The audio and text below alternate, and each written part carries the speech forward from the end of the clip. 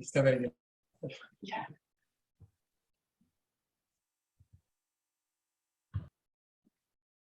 All right. Good morning, everyone, and welcome to our July 12th, 2022 video meeting. This one is hybrid. We're trying a new system, so if anybody has any comments, we're welcome to some input here on how it's working out.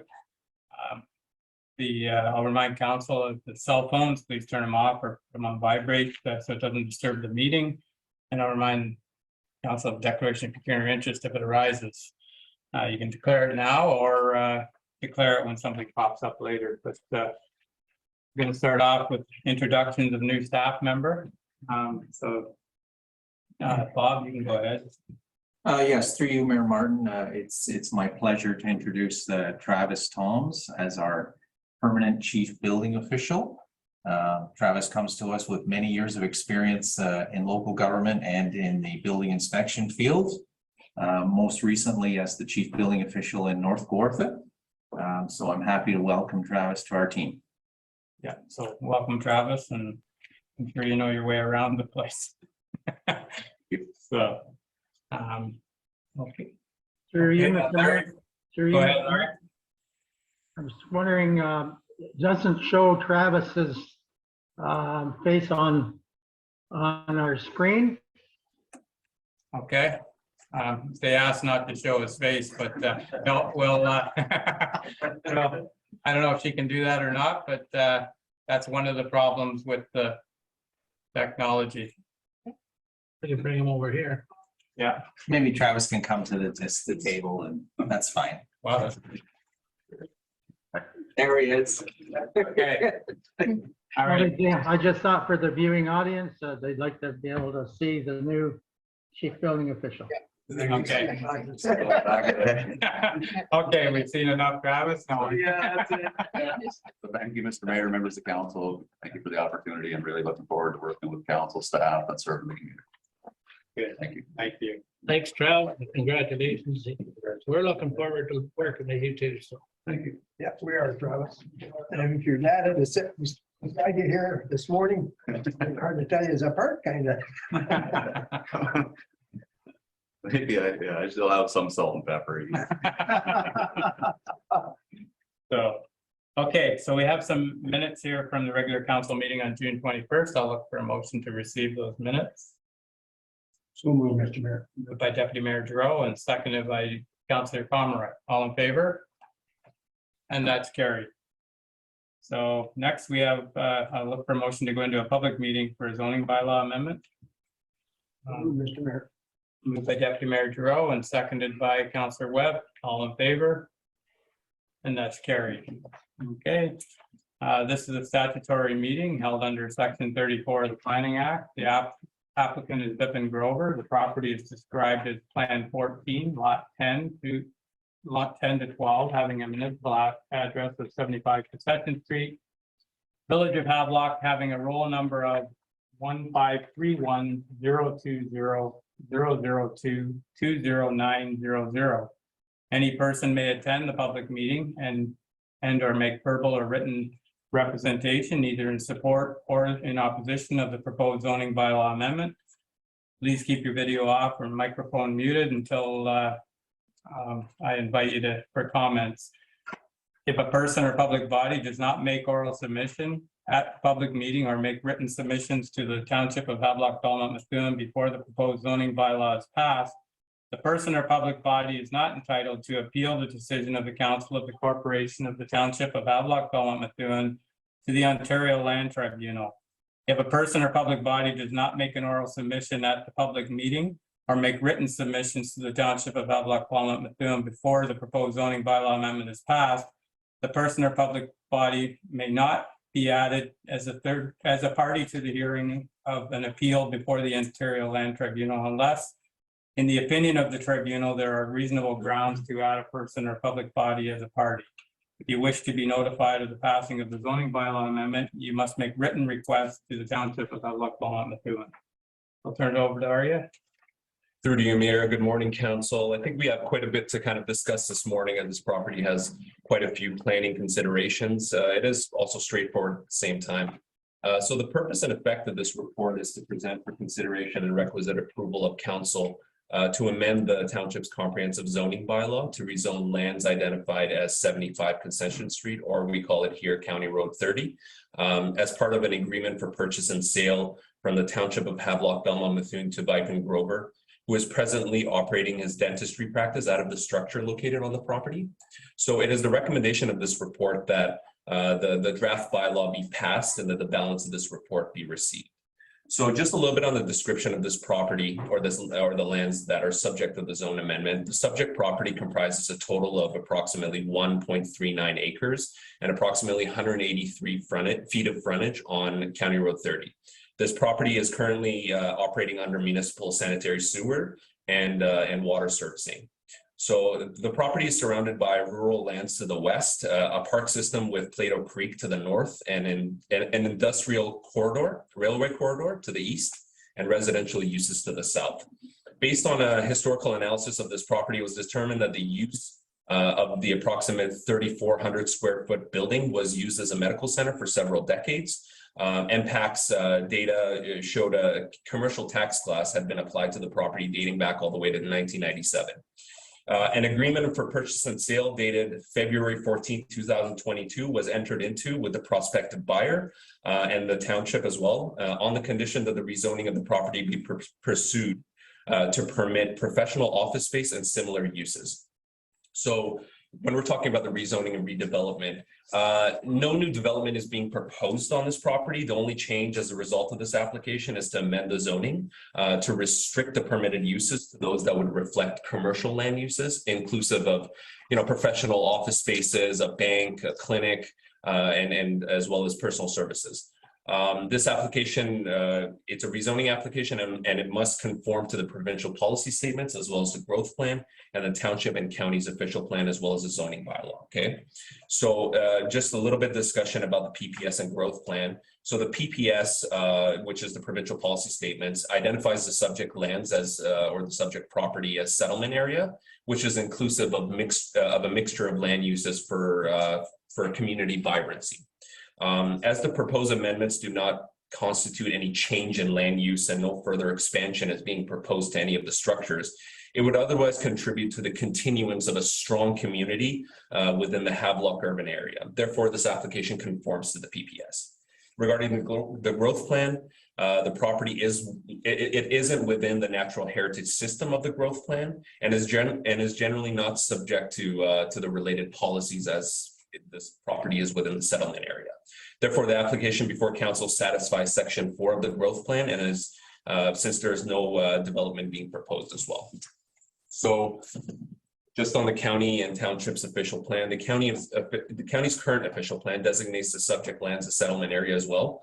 The objectives of the settlement area include, among other things, promoting employment centers and being preferred and commercial land uses being the preferred location being in the settlement areas, as well as industrial uses.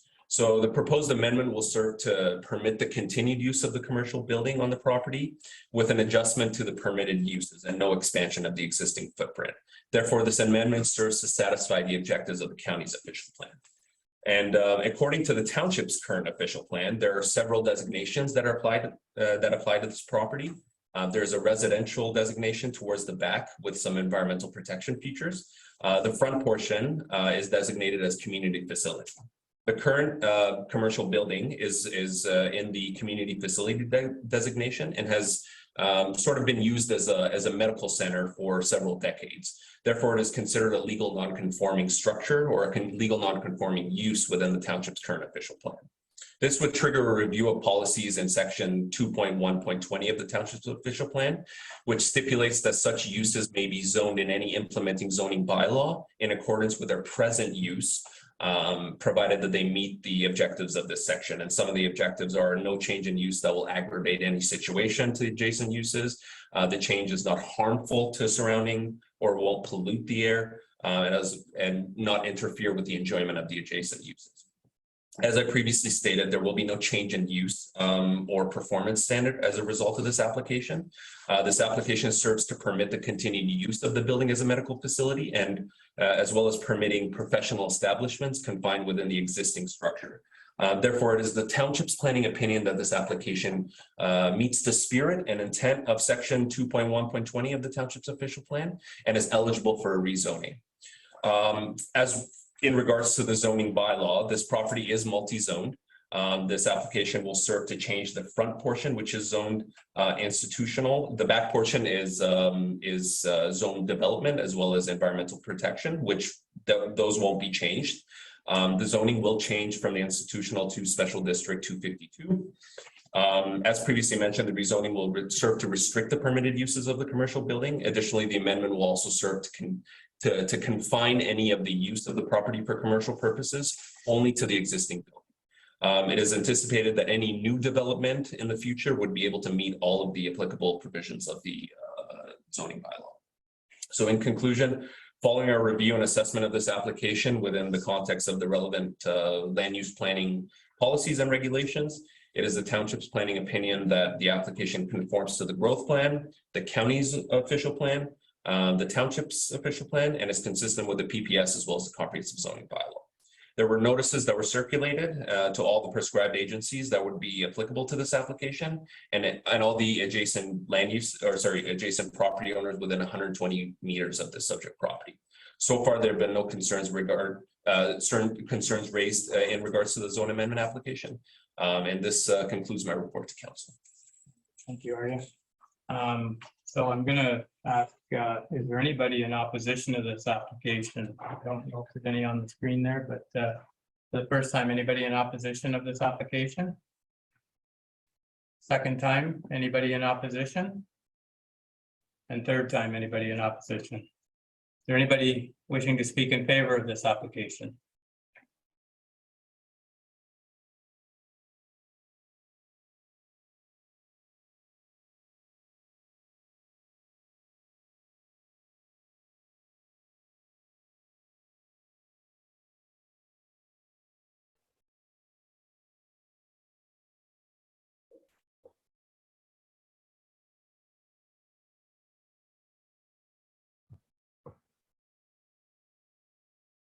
Through you, Mr. Mayor, I'm not sure if you can hear me, but we have lost.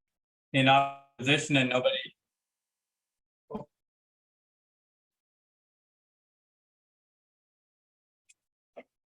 Yeah, so few glitches today, but nobody spoke in opposition and nobody spoke in favor of the application. We do have a motion on the floor that we go with the recommendation here, and I was just in the process of looking for a seconder for that. So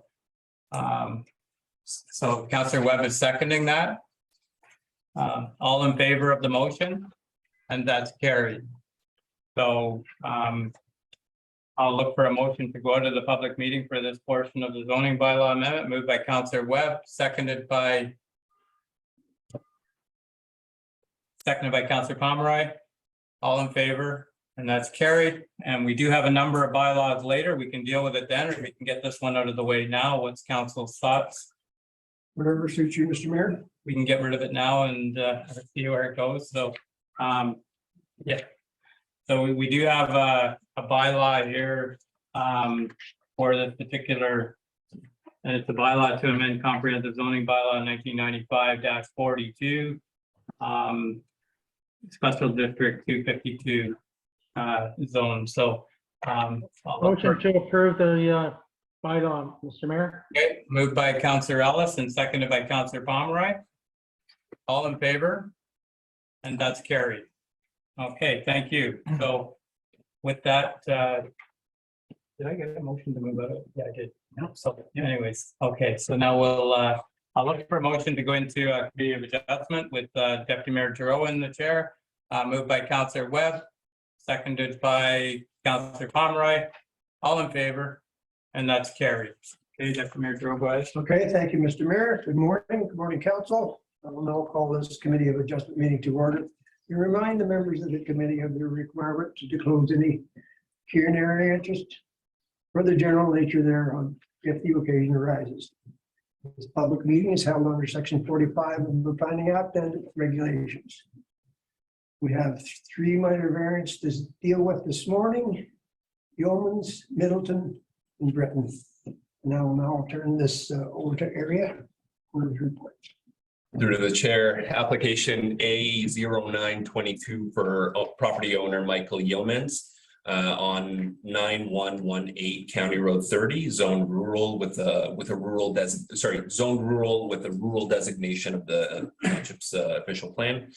The purpose of this minor variance application is to seek relief from section 4.1C to permit the construction of 108 meters square, or that will translate to 1,100 square foot single story detached garage with an additional ½ foot of storage space. The application will have the following effects. It's just 1, increase the maximum required height from 4.5 meters to 6. The recommendation being that the minor variance application A0922 be approved with the following conditions: that the development be completed in accordance with the site plan submitted, that the development meet all setback requirements pertaining to hydro easements if applicable, that any requisite approval be received by applicable approval authorities prior to the building permit being issued, that a building permit be issued within 12 months of the approval of this application, that a 20-day period lapse prior to the issuance of a building permit, and that the balance of this report or the balance of the information of this report be received. So, as my report stipulates, the township has determined that the application meets all 4 tests of the minor variance and is consistent with the provincial policy statements as well as the growth plan. The application was circulated to all applicable agencies. None have shared any concerns with the application. There were quite a bit of unevaluated wetlands present on the property. The owners retained the services of a conservation biologist who shared the opinion that the development or the wetland boundaries are far from the location of the development. I additionally did a site visit out there to the property myself because there was a pond identified on the county's GIS system on the adjacent lands. I can firmly confirm with the property owner of the lands that the so-called pond was actually quite, I'm going to quote myself, bone dry when I arrived there. There was no surface water, leading me to conclude that this pond does not actually hold surface water year round. So therefore, the approval of this minor variance is appropriate for the development. And this concludes my report to council. Okay, thank you, Eric. As usual, is the applicant present for our records this morning? Yep.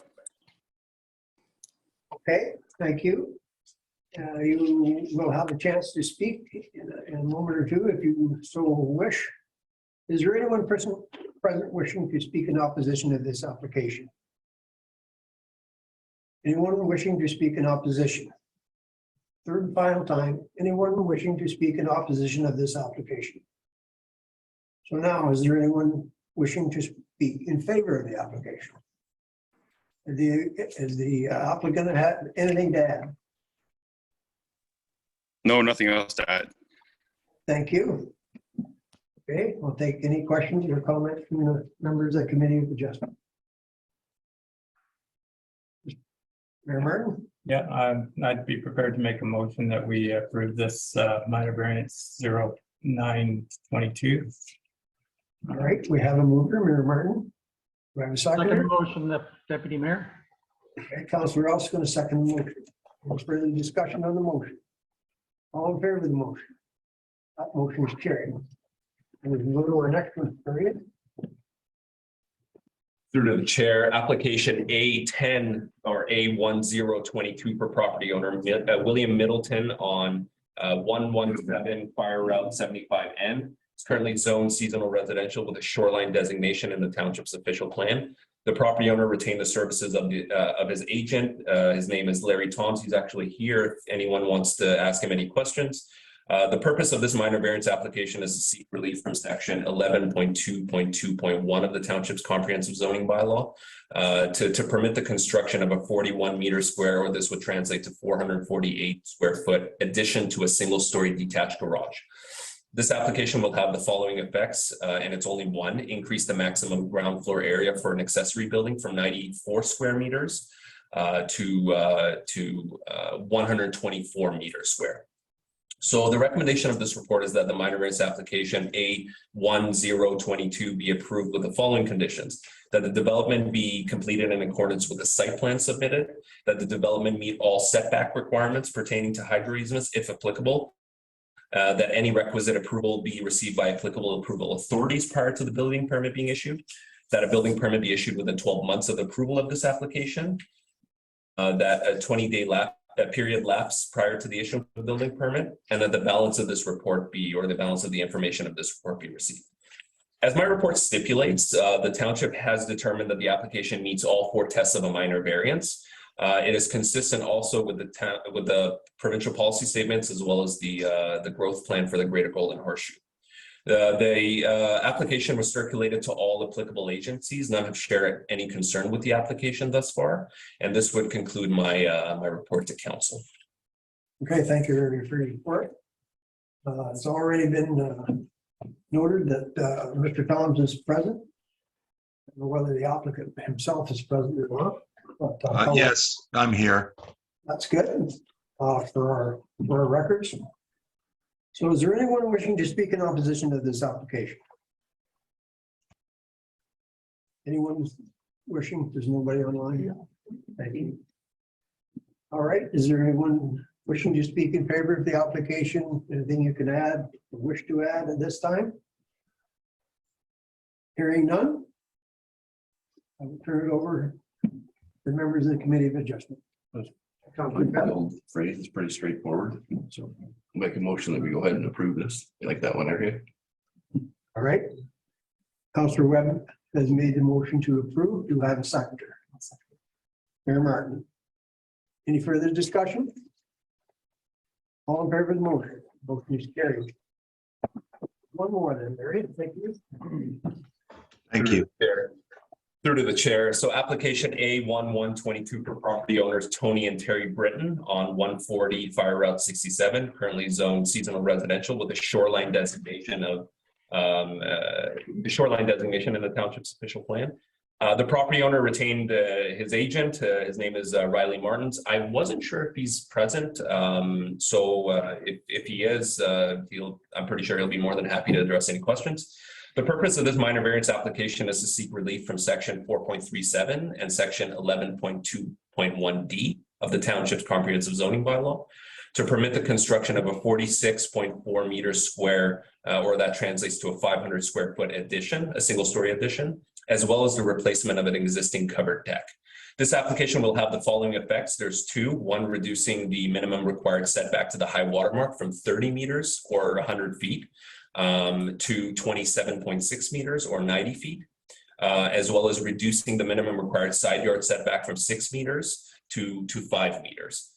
The recommendation of this report is that the minor variance application A1122 be approved with the following conditions: that the development be completed in accordance with the site plan submitted, that any requisite approval be received by applicable approval authorities prior to the issuance of a building permit, that a 20-day appeal period lapse prior to the issuance of a building permit, that a building permit be issued within 12 months of the approval of this application, and that the balance of this report be received.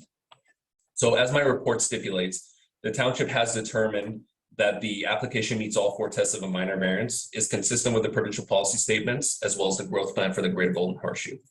The application was circulated to all applicable agencies. The agent did a phenomenal job in facilitating that.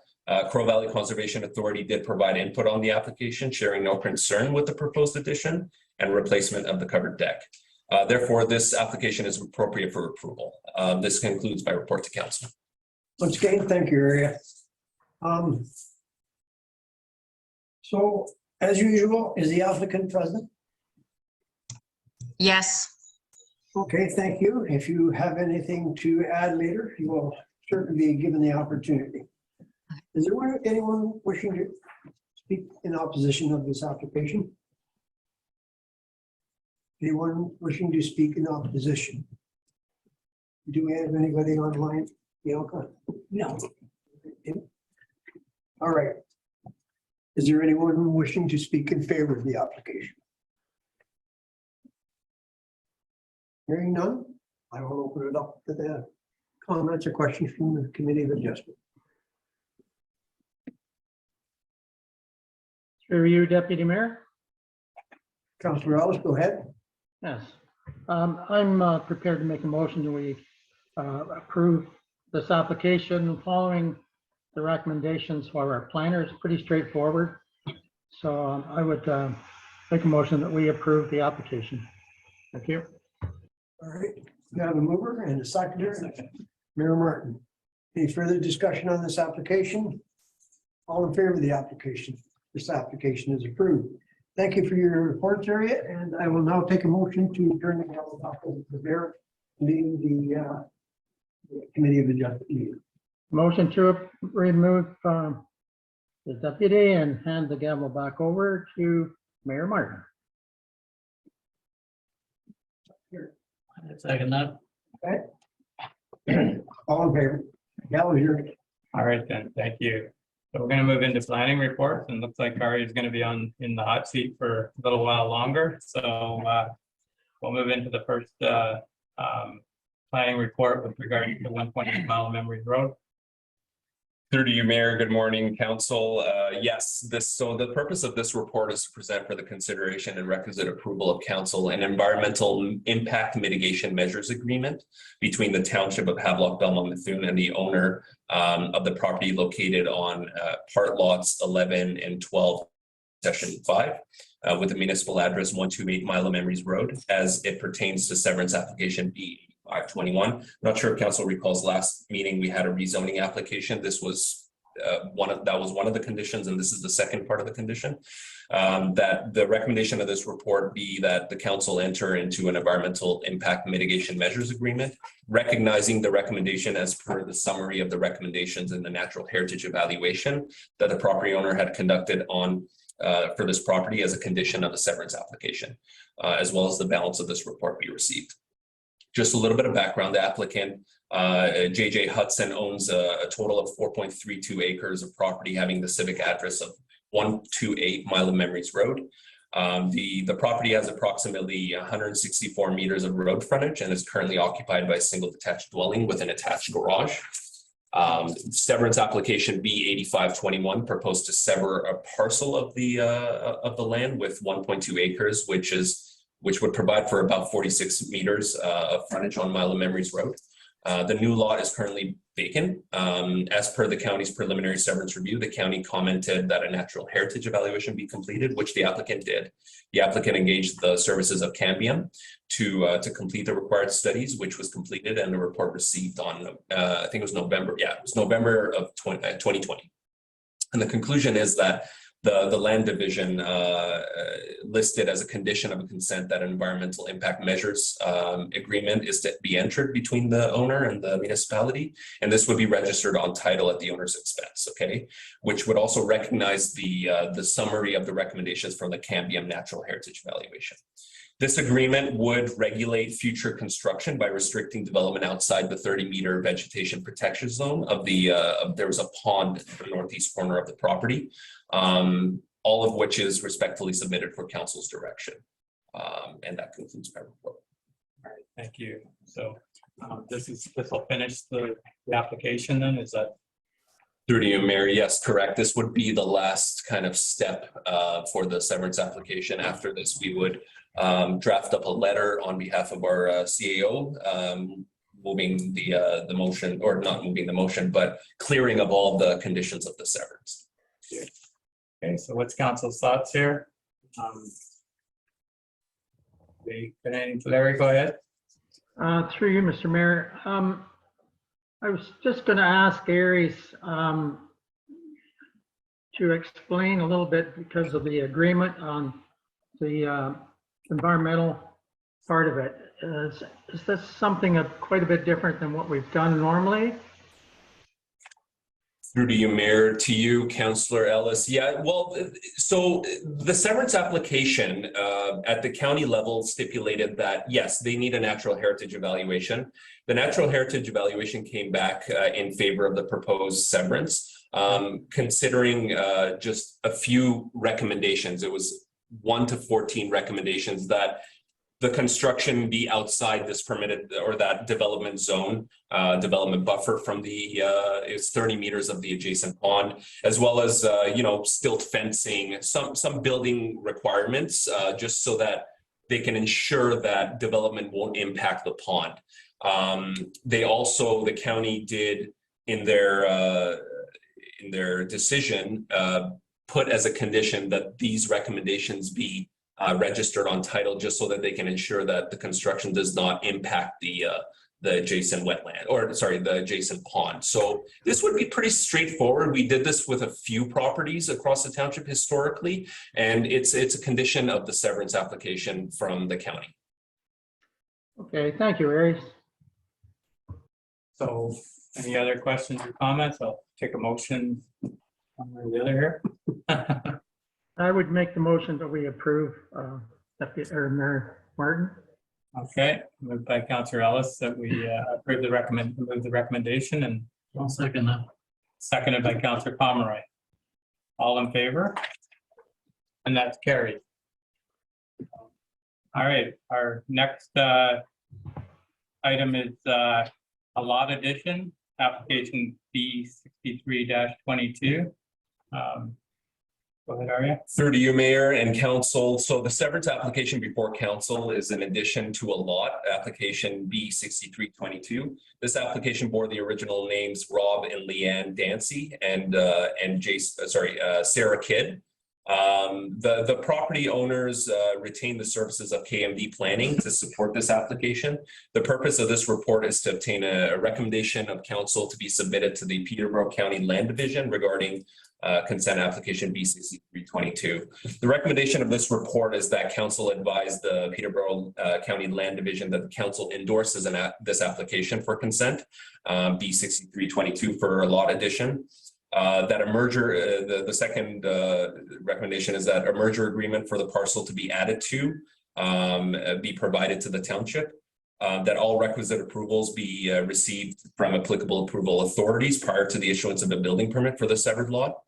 That the current owners of the retained lot provide a letter to the township acknowledging the processing of the severance application, B6322, and that the balance of this report be received.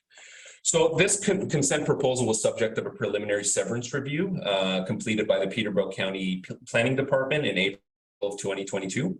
As proposed, the consent would have the effect of severing the interior lot, or the interior parcel, I should say, and adding a portion of the lands to 40 Fire Route 23G. There will be no new lot being created. The lot to be added to is comprised of approximately 0.39 acres with shoreline fronting on Belmont Lake. As no new development is being proposed on each of the parcels, and I would have to say that it actually improves the lot being added to since it was already deficient in size. Based on the review of the subject application together with all the supporting material, it is the township's planning opinion that the proposed consent conforms to the policies of the township's official plan as well as the township's comprehensive zoning bylaw. One note that I would make is that the township was recently notified of a change in ownership of the retained lands. Should the new property owners be willing to continue with the severance application, they will be required to provide a letter to the township notifying that they wish to continue the processing of this application. And that would be a condition of the severance. And that concludes my report. Okay, thank you. So is there anything from council here? Any questions or comments for Arya? Well, through you, Mayor Martin, this certainly clears the efficient lot up, makes it more applicable. It's a good application. I did, as Area has mentioned, we will have to have a letter from the owners. That, the new tenants or the new owners, if they carry on with this, we'll have to apply by the rules. Okay. I will move the recommendation. All right. So Deputy Mayor Giroux is moving the recommendation. Do I have a seconder? Councillor Webb. All in favor of the motion? And that carries. Thank you. Thank you, Arya. And that concludes our planning report. So we're going to move into delegations and presentations. And like I say, if anybody watching this has any comments or constructive comments for the presentation with this new system, please let us know. And with that, it's the first delegation there. Yes, Chris and Alana are here. Okay.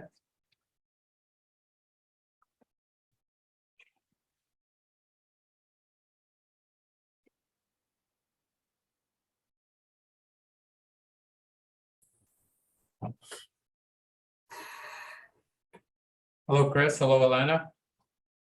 Hello, everyone. Thank you. Good morning. Good morning. Didn't expect council to be running early, I don't think, because our consultant is not on the line yet. Oh, okay. And she is actually running the presentation, but I have a version up here that if you, in the interest of time, just need a minute. Another version. Chris, is this the same version that you emailed to us? Yes. Okay, so if you wish, if you want to prompt us through, we can do it that way. Sure, that would be great. Okay, we'll share our screen and you just prompt us through Okay. through each slide. If I could ask Alana, if you could email Christy Nash, just to let her know that they're ahead of schedule, I'd appreciate that. And I will, we have the first few slides anyways, you and I, so. Yeah, that's I've already sent that. Thank you. works. I appreciate, thank you. She's just entering now, actually. Oh, she's Just just coming. All good.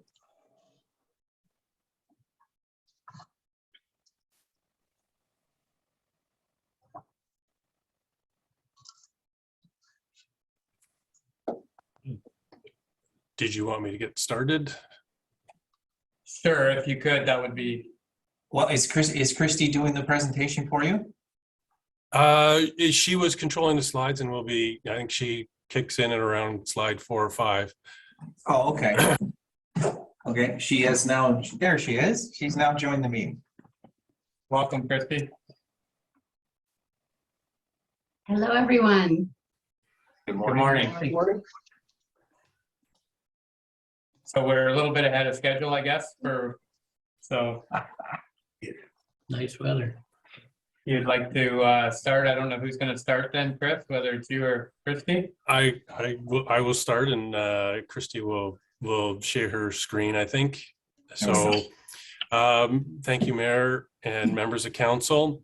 This presentation is a group effort and I'm joined, as I think we've already established, Alana Solomon, the CAO of the Township of North Kawartha. Her and I co-chaired the Community Safety and Wellbeing Advisory Committee, as well as Christy Nash, co-founder of a Rising Collective, the local consulting firm working on the project. Chris Galeazza sends his regrets from the OPP. He had hoped to have joined us today, but we'll be connecting with the township later. He was on the advisory committee as well. We are very pleased to be here today presenting the Community Safety and Wellbeing Plan for your consideration. The path to getting to this point has been a little bit winding and somewhat bumpy at times, but we firmly believe in the process we undertook and the plan that you have in front of you. Before we get to the presentation, it's important that I recognize some of the invaluable contributions made in the development of this plan, particularly the advisory committee, 33 members representing leaders from local government, local organizations, participated for more than a year, and particularly through 2021 and the pandemic. This was not something they needed added to their agenda or their desk, but they persevered and their contributions and participation is appreciated. There were almost 100 agency representatives across the city and county who shared their knowledge and experience to the development of this plan. As well, client advisory committees members shared their knowledge and their personal experience is related to the priorities in the plan.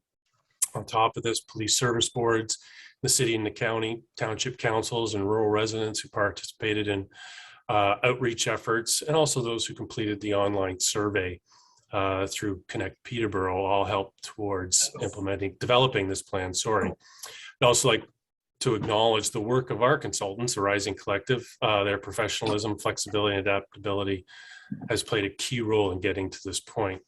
So without any delay, Christy, if you could go to the next slide, please. The presentation, our agenda, to provide the plan and the provincial framework, community priority areas, process and engagement, just at a glance, the planning that we took, putting it in context around belonging and safety, the plan at a glance, and then our next steps. Next slide, please. In Is it- 2000 Sorry, I in wasn't sure if this was. 2019, the Safer Ontario Act mandated that every municipal council prepare and adopt a community safety and well-being plan. In Peterborough, the city and the county, along with 5 townships, Duro-Dummer, Havelock-Belmont-Methuen, North Kawartha, Selwyn, and Trent Lakes, decided to work collaboratively to develop a joint community safety and well-being plan. The purpose of the plan is to identify, align, and focus collaborative actions to build a community in which everyone is safe, included, and part of a community. The goal of the plan, as outlined in the provincial framework, is to address community priority risks through proactive, integrated strategies that ensure more vulnerable populations receive the right help, but from the right providers. Essentially, this will build capacity in the community to alleviate the burden on emergency services. The desired change as a result of the plan is that the community will work together in new ways to address safety and well-being issues through programs and services that are available to all who live, work, and play in the city and county of Peterborough. No one agency can do this work on their own. No one individual can single-handedly address the systems level change required for true belonging to take hold. It will take a broad ecosystem that includes all levels of government, community organizations, community volunteers, and kind neighbors working together to achieve the goals in this plan. It's important to note that through collaborative approach of developing the plan, there's been a sense of re-energized willingness to have these hard conversations, align our priorities, and work together. The process has fostered dialogue about the interconnectedness of issues and the strengthened many relationships, all of which are a positive secondary outcome of the process of creating this plan. It's resulted in a deeper appreciation for the continuing work and a stronger understanding of what will be needed to move the needle forward towards positive change. Next slide.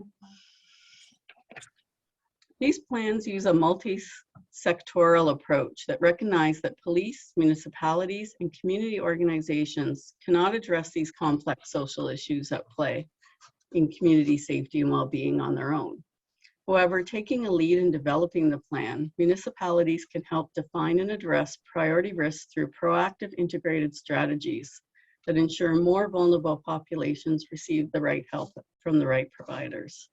In particular, this framework indicates that the focus of the plan should be on upstream approaches as much as possible, including enhancing social development, prevention, and risk intervention strategies. It also suggests that the success factors for developing and implementing the plan include building on existing strengths and taking an evidence-based approach to identifying these risks and priorities. Next.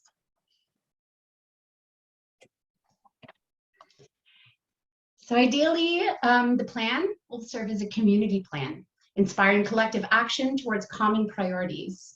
The plan itself is a guide excuse me, for partners, including municipalities, police, and social service organizations to embed priorities into their own planning and work collaboratively. So you will note that the plan has been organized into 4 main sections. The first is our approach. So this section outlines the guiding principles and frameworks that inform the underlying ethos of the plan, as well as the process, timelines, who is engaged in the planning process, and the 5 priority areas addressed in the plan.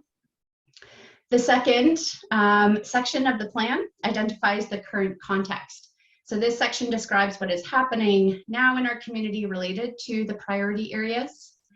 The third section is the plan itself. So this section outlines each priority area, why it is important to address, and current challenges related to the priority area. It also includes promising practices and collaborations in action. For each priority area, a common outcome is stated and goals are described. Each goal has a set of strategies to achieve the goal. And finally, the appendices provides details on the approach, including lists of advisory committee members, participants in the engagement process, the indicators that we used, and data sheets for the city and county of Peterborough, as well as each participating township. Through the extensive process of creating this plan, the need and desire of every person to belong, no matter their life situation, identities, experiences, or beliefs, rang out loud and clear and is therefore central to the plan. For some, there is already a strong sense of belonging in and to their community, neighborhood, and family. For others, the barriers to belonging are complex, affected by daily intersecting realities that make it extremely difficult to be safe and to feel safe, to have their opportunities to participate in community, and to have access to resources that meet their basic needs. At the heart of the plan is the desire to create the conditions in our community under which everyone is able to access safe, affordable, and appropriate housing, and to access income, food security, and the health and mental health supports they need to feel safe and well. Based on significant research, data analysis, and community engagement, 5 areas have been identified as the most important priorities to support community safety and well-being. The 5 priority areas are housing and homelessness, poverty and income security, healthcare and mental health, substance use and addictions, and transportation and connectivity. On this slide, you will see the process that we undertook to develop the plan and a timeline. This process was based on the guidelines outlined in the provincial framework. And the process began with the formation of an advisory committee comprised of representatives from municipalities and community organizations across sectors. From here, we did a deep dive into relevant community plans, research, and data. We did significant consultations with the community, which I will speak to in a moment. And from here, priority areas were validated and risk factors were identified. We then worked with existing cross-sectoral groups who were already actively addressing these priority areas to gather advice on outcomes, goals, and strategies that should be included in the plan. As you see on this slide, many groups, initiatives, and individuals contributed valuable information, experiences, perspectives, and ideas to the development of the plan. Due to the scope and timeline of the project, there were limitations on the number and types of consultation activities that could be conducted. And while there was significant engagement, development of the plan also relied on the outcomes of authentic engagement activities from other recent consultations. Outcomes of engagement are described in 2 reports and were used to inform development of the strategies related to each priority areas. And these are a service provider engagement report, which outlines findings from the 8 focus group sessions, the 20 intersectoral groups and service providers, and the 4 presentations to police services boards. And there is also a public consultation report, which outlines findings from the online public survey, the 2 meetings held with the lived experience advisory groups, and 2 town hall meetings, and the 5 presentations to township councils, which you were a part of. With the completion of community consultations, established community planning and partnership groups who were actively working to address priority areas were engaged to advise the City and County of Peterborough on outcomes and strategies related to the specific priority areas. We referred to these as action tables because they are actively doing the work. So in this slide, we have identified the different groups who generously agreed to be action tables in the development of the plan. In the plan, we include a high-level overview of data and demographics for the city and county. We also include overviews of each township. And so here are some of the key indicators and community trends that we address.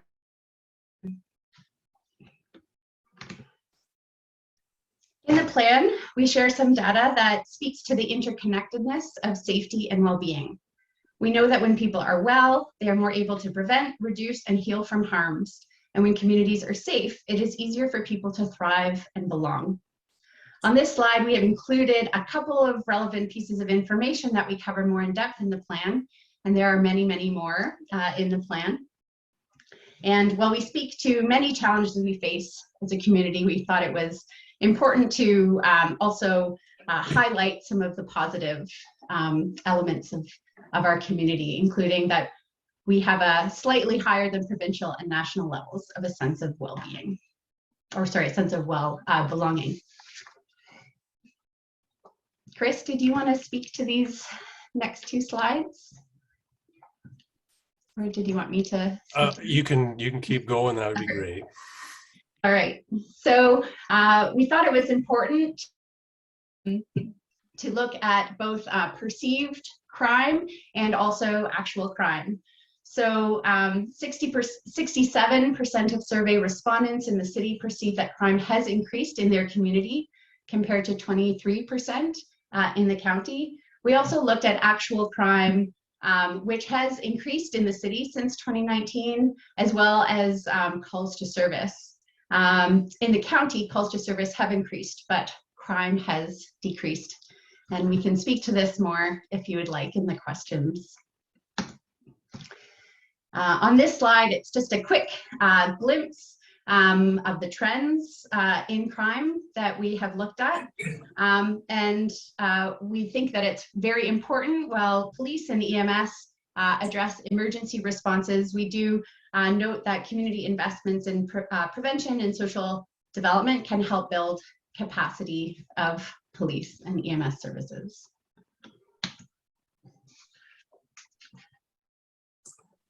So as I noted earlier, the plan itself offers 19 specific goals and 63 detailed strategies that address risk intervention, prevention, and social development to meet the goals that were identified. And it's important to note that while strategies appear under one priority, many of them are applicable across many or all of the priorities. So now I will present each priority area, the identified outcome for each area, and you will note on the right-hand side of the slides are the goals that have been identified. So the first priority area that was addressed was housing and homelessness. The outcome that we wish to achieve is that all residents have access to quality housing that they can afford. The second priority area is poverty and income security. And the outcome statement is that all residents have equitable access to income security and are valued for their contributions. Third priority area is healthcare and mental health. And the outcome statement is that every resident has access to healthcare and mental health supports. The fourth priority area is substance use and addictions. And the outcome is to reduce harms related to substance use. And last, but certainly not least, is active transportation and connectivity. And the outcome that was identified is that people are connected to programs and services that meet their needs. Throughout the engagement sessions, it was clear that for this cross-sectoral collaboration to be successful, it will take a shared understanding of approaches and a commitment to certain core values. In many ways, it was shared with us from all of those who participated in the development of the plan, is that these approaches and values are just as important for the success of the plan as the goals and the strategies themselves. So on the right-hand side, we have outlined the shared opportunities and values that are described in detail in the plan. Now, Chris, I'll pass it over to you to share next steps. Thanks, Christy. As the last slide we have, next steps we're taking or what we're doing right now is bringing this plan to councils. Yours is the first township council we've had. It has been approved by the city's general committee, and we'll be going to council later this month and county council early next month. As is outlined in the cover report that I provided, we're going to be working on the implementation strategy over the next few months with the intention of bringing that to new councils in the new year. And some of the A through H there are some of the things that we are going to be considering and are further expanded upon in that cover report. We are currently actively discussing a summit on housing, homelessness, and addiction, something that came out of resolutions from city council and upcoming county council is something that is being discussed internally, and how we're going to coordinate that particular event. And then how the plan can support community-based and organizational planning moving forward into the future with, both within government, but within local agencies. And we'd be happy to answer any questions that council may have. Okay, thank you, Chris. And yeah, the only question I had, well, comment, I guess, is community consultation is the big part of this program that you're doing. The online survey that you had was 590 people taking part. Is that a reasonable number? Like, was that higher than expected, or how did it work out for you there? We always want more. It stretches the validity of the data when you don't have a large sample size. We would have hoped for more. We were hoping, but it wasn't as high as we had hoped, but that's what we had to work with. So we have to augment that with StatsCan data and other data.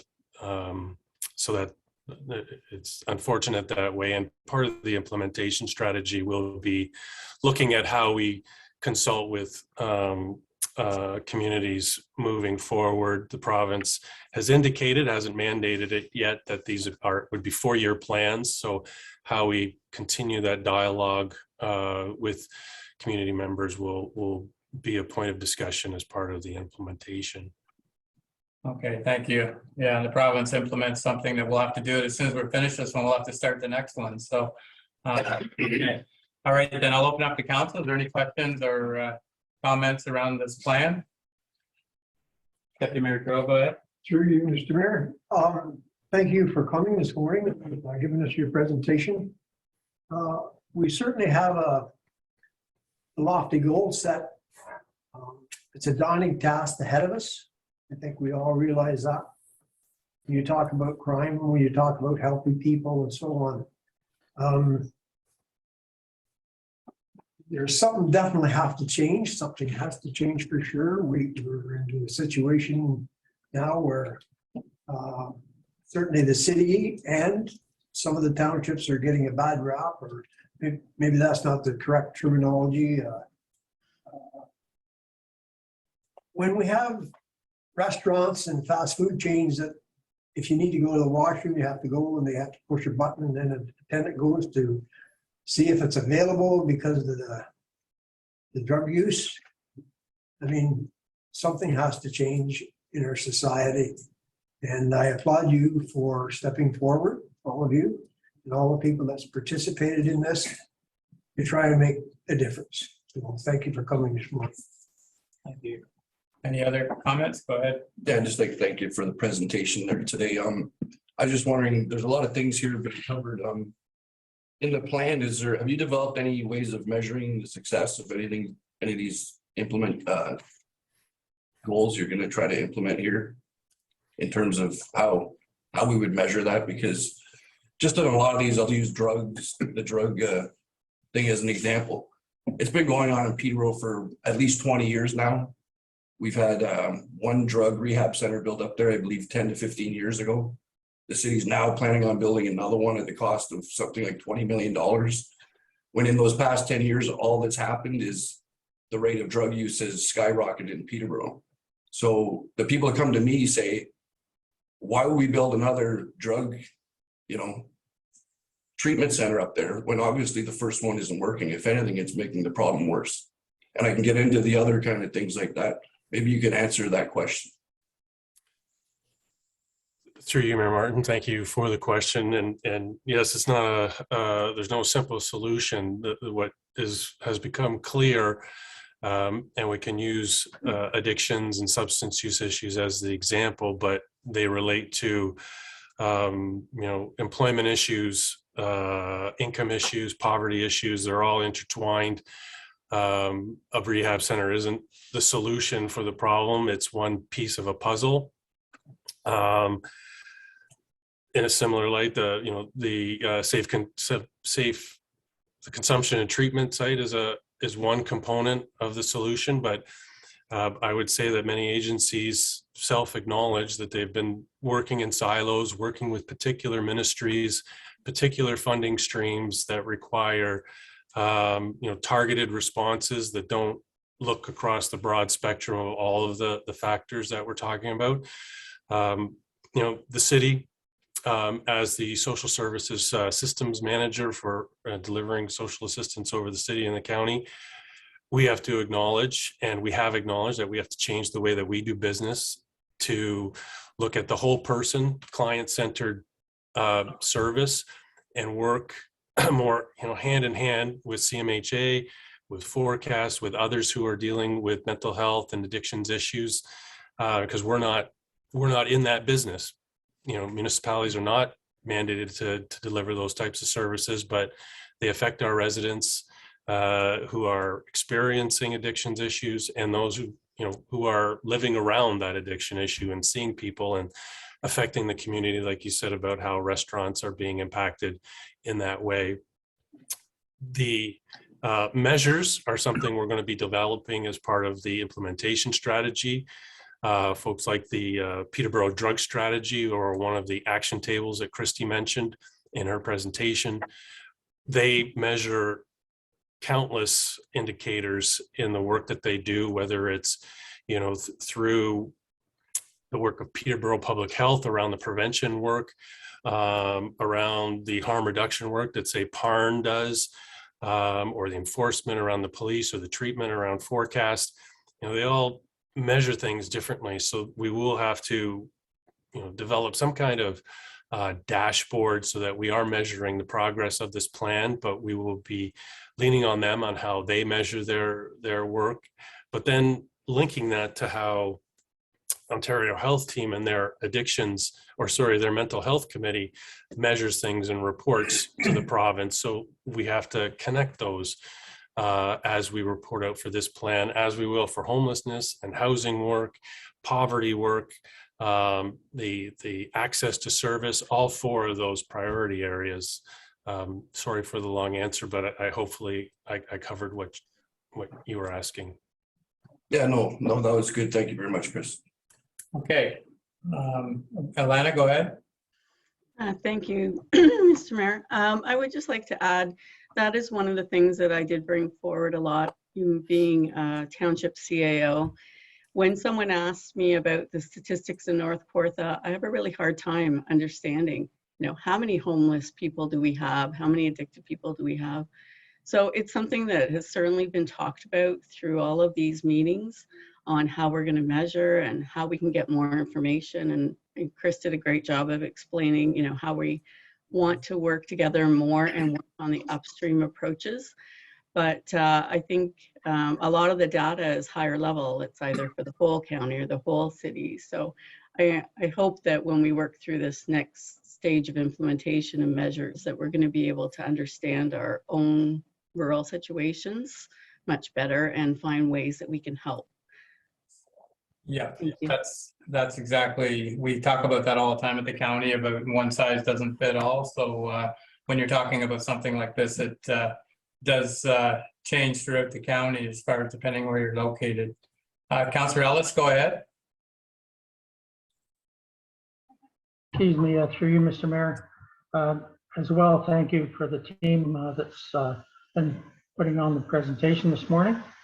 I was just reviewing your dates of activities since, back a couple years of February. And rather than ask a negative question or what hasn't been done, I was wondering if you could share maybe a success story, and hopefully it could be something that's maybe related to our own municipality.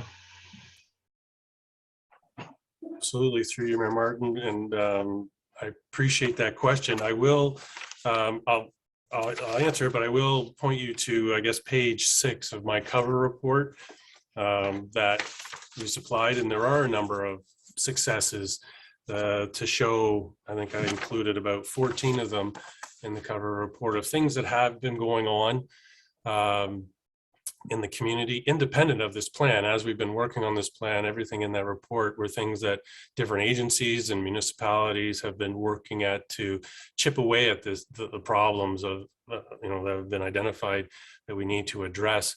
I will pay particular, I'll note the two of them that reflect on rural aspects. We recently funded the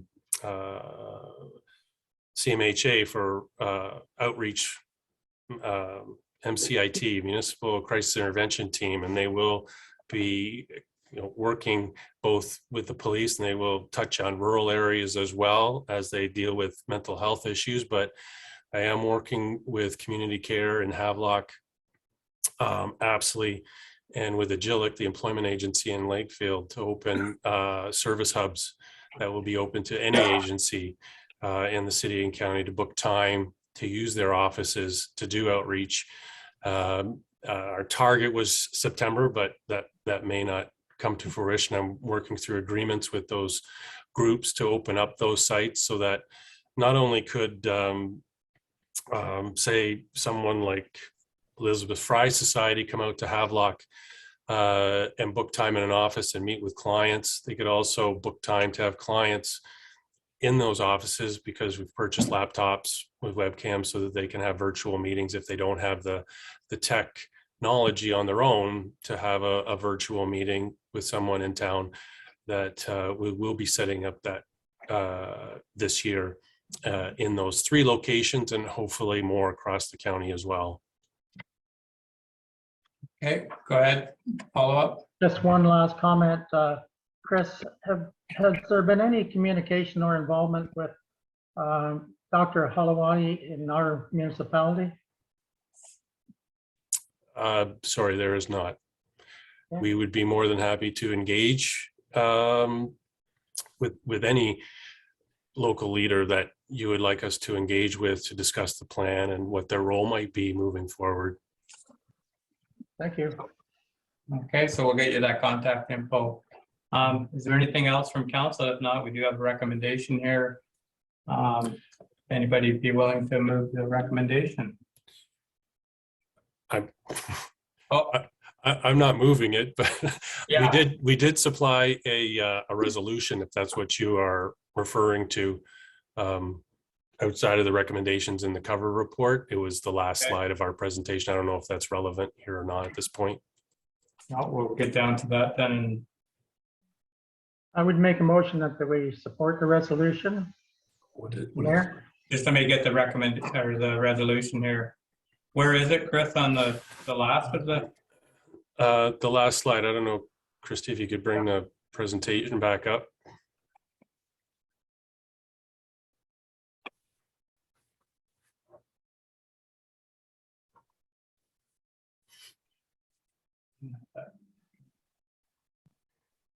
Okay, there's a resolution there. That's not on my. Page 275. Okay. Okay. So resolution. Yeah, so through you, Mr. Mayor, I would support and move that resolution. All right, then. I can't read the whole thing there with the pictures in front of it there. Barry, you've got it there, have you? Page 275. Do you want to read it there, the resolution? Yeah, the report and presentation regarding the community safety and well-being plan, excuse me, be received, and that the community safety and well-being plan be adopted as presented, and that the community safety and well-being plan be submitted to the Solicitor General of Ontario as required under the Safer Ontario Act. Okay.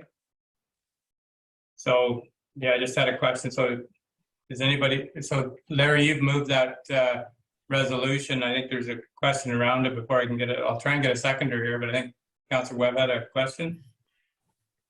Yeah, I just had, in terms of, well, the resolution says the plan be adopted. So I mean, when we adopt it, does that mean we're committed to funding this project moving forward, or is this just the? Chris, go ahead, Chris.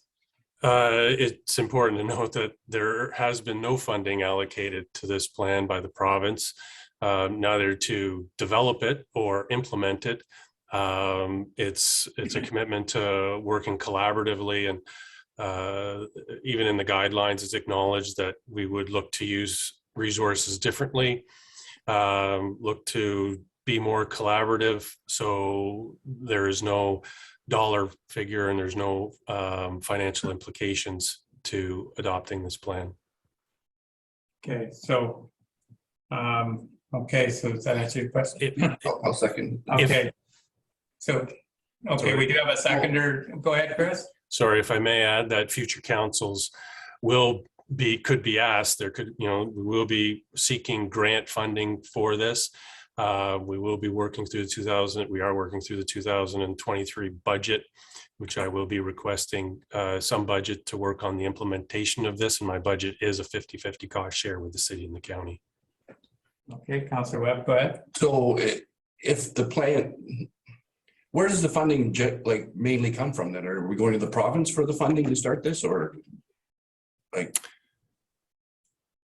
Alana, do you have an answer? I'm not sure if I have an answer, thank you, but I think that our hope is that we may see more funding come as a result of these plans. But I think there's a lot of things within the plan that can be done without funding. So there are things like in regards to housing, allowing secondary units. So there's a lot of elements that aren't dependent on having the money to do them. It's more the education and the thoughtfulness of including those in other decisions that you're making. Thank you. So we'll still have control of how far we want to go into this. Right now, this is just to keep it moving. Correct. Okay. All right, then. Were you seconding that? Seconded by Councillor Webb. So Councillor Ellis, speak to the motion. Just briefly through you, Mr. Mayor, that was I guess I assumed that there was no cost value here or cost to the municipality with the different agencies that are involved. The costs are assumed there. So thanks for clarifying that, Chris. Okay, so I have a mover and a seconder. I'm going to call a question. All in favor of the motion? And that's carried. So thank you, Chris and Alana. Thank you for attending today. Thank you for your time and your active listening today. We really appreciate it. Okay, take care. Have a good day. Thank you. Our next delegation here is Ian Mudd and Keziah. Welcome. And we had some questions at our last meeting around the official draft, our POP from the county. So just thought it'd be easier to have you here, and probably you could explain it better where we're at and where it's going. So welcome. Okay. Thank you very much, Mayor Martin, and good morning, members of council. First of all, I think before I get into the question, I'd just like to thank the township and in particular their staff through the development of the draft official plan. I know we've said this at the county council level, the importance of the technical advisory committee that was made up of members of all the local townships, John Smallwood, Sonia Altonen, and Arya, once he started working for the municipality, were all involved in our technical advisory committee and assisting with the plan, and we really appreciate the support that we got. Some great input, and in particular, Mayor Martin, I mentioned this to you previously when we did the growth management study. A lot on the economic development side and the growth side. John Smallwood, his knowledge of, I realize John is retired, but his knowledge and input that he had in the growth management study and the type of growth pressure that you're seeing, the type of economic development that you're seeing. I know that our consultant Hempson, one of their comments back to me was, wow, did this guy ever help for Havelock-Belmont-Methuen for our being able to do our projections. So I just wanted to start off just acknowledging that staff was a really big help to the project. The plan was adopted by County Council on June 29th, and we have submitted it to the province for approval. We were aware that at your last meeting, there was a report that was brought forward by your planning consultants at DM Wills. And there were a couple of questions that were raised, and we had responded back to Bob as well as the mayor and the deputy mayor, just to provide some clarification on that. And then Bob got in touch and suggested that we commit to have a brief chat with council. So one of the questions that we had was regarding the eligibility for severances and why the numbers had changed with respect to how many severances. Previously, you had in the rural area, you could have 3 severances and 1 retained. That's now been dropped back to 2 severances and 1 retained. So it's a bit of a numbers game, to be quite honest with you. The growth management study that we did partnered with the requirements of the provincial policy statement and the growth plan. Those direct that there's a hierarchy of development, and you have a service settlement area being Havelock, and that is where the focus of development is supposed to take place. So we did increase the number of severances that are permitted within the built up area of your service settlement area of Havelock. We've increased that from 4 to 5. And obviously we'd like to see some subdivision development, create some densities in different housing forms. That's the direction of the province, and that's what we've tried to build into the plan. But what we also did was realizing that historically you've had a lot of rural severances. What we've tried to do is essentially accommodate that. And although it's a bit of a numbers game, to be quite honest with you, you previously had a severance eligibility date of February 15th of 1990. So what we've done is now, and there's a number of other municipalities in the county that have done this, made like a floating date. So it's a 15-year floating date from when severances are granted. And once the 15-year time frame is up, the property becomes eligible again for severance. Right now, you were locked in that if you've had 2 severances since 1990, you're done. You're not getting any more severances. So what we've done is open the door and allowed for more severances to occur every 15 years. So we brought the number down from 3 to 2, but in reality, with your, so I'll use your existing date of February 1990, someone would have been allowed 3 severances and they would have been done. Under the new scenario, if that had been in place, somebody who had 2 severances in 1990 could have come forward already and had another 2 severances. So we would have been at 4 severances instead of 3.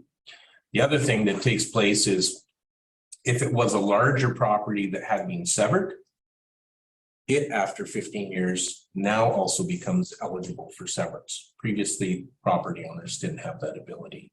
So, because I did a bit of a search of our database, do you want to just Yeah, if I could through you, Mr. Mayor, I did do a quick search of our land division database. So based on the numbers, so from 1990 onwards, there have been 728 severance applications. And then from 2007, so that's 15 years from today, onward, there was 280 severance applications. So moving from that 1990 date to the 15-year floating date is basically erasing the severance history of about 450 applications. So it's kind of opening the door to allow that many more lots to be created. And as well, like Ian said, currently under today's policy environment, you can't sever a severed parcel. But going forward with this floating date, you could sever a severed parcel. It just has to be registered for 15 years at the registry office before it becomes eligible. So in our view, that's creating a lot more opportunity for severances going forward. And through you, Mr. Mayor, we have to remember that just deals with eligibility. Like there's, a property may still be covered in a wetland and it may not have any more severance potential, and that's just the reality. But the eligibility side of it, we think that we've come up with an equitable solution to still try and direct a lot of development to the service settlement area, but still get a lot of opportunity within the rural area of the municipality. So that's the big thing right now is the service development area. That's what's being pushed here, and that's what we're hoping for here in the future. So it kind of covers that. Okay, all right. Are there any questions around that part of the discussion last meeting? Councillor Ellis, go ahead. Sure, you, Mr. Mayor. I guess I am still having trouble accepting this proposal. I would ask Ian, what is what is the main reason for to change it to 2 from 3 plus existing? I think through you, Mr. Mayor, I think the main reason was to try and come up with a number that still reflected to the province that the focus of development is within the service settlement area. As I mentioned, we're doing a bit of a numbers game here. We're showing that you're going to have a higher number of severances permitted in the settlement area, which is the direction of the growth plan and the provincial policy statement. But on the back end of it, so we're showing less numbers of severances, but then we've adjusted the eligibility date to try and keep you or maintain the options that you've already had. So we're trying to reflect provincial policy, but also still try and maintain a level of severance eligibility within the township. So it's an avenue that we came up with at the TAC level, and a number of the other municipalities were also supportive of that approach, and that's the approach that we recommended to County Council. Well, when the decision of council of the day decided to join Peterborough County for the official plan, that was the request that this municipality was unique and that the 3 plus 1 retained was a requirement when we decided to go with the county on the official plan. So through you, Mayor, Mr. Mayor, yes, you're correct.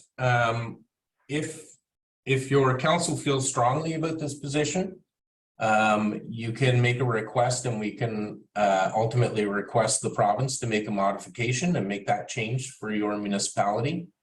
But the direction that we had was to, we went forward with the proposal that we had carried through the TAC. So in other words, the recommendation or the requirement that the township brought forward on the day of was ignored and just changed to 2.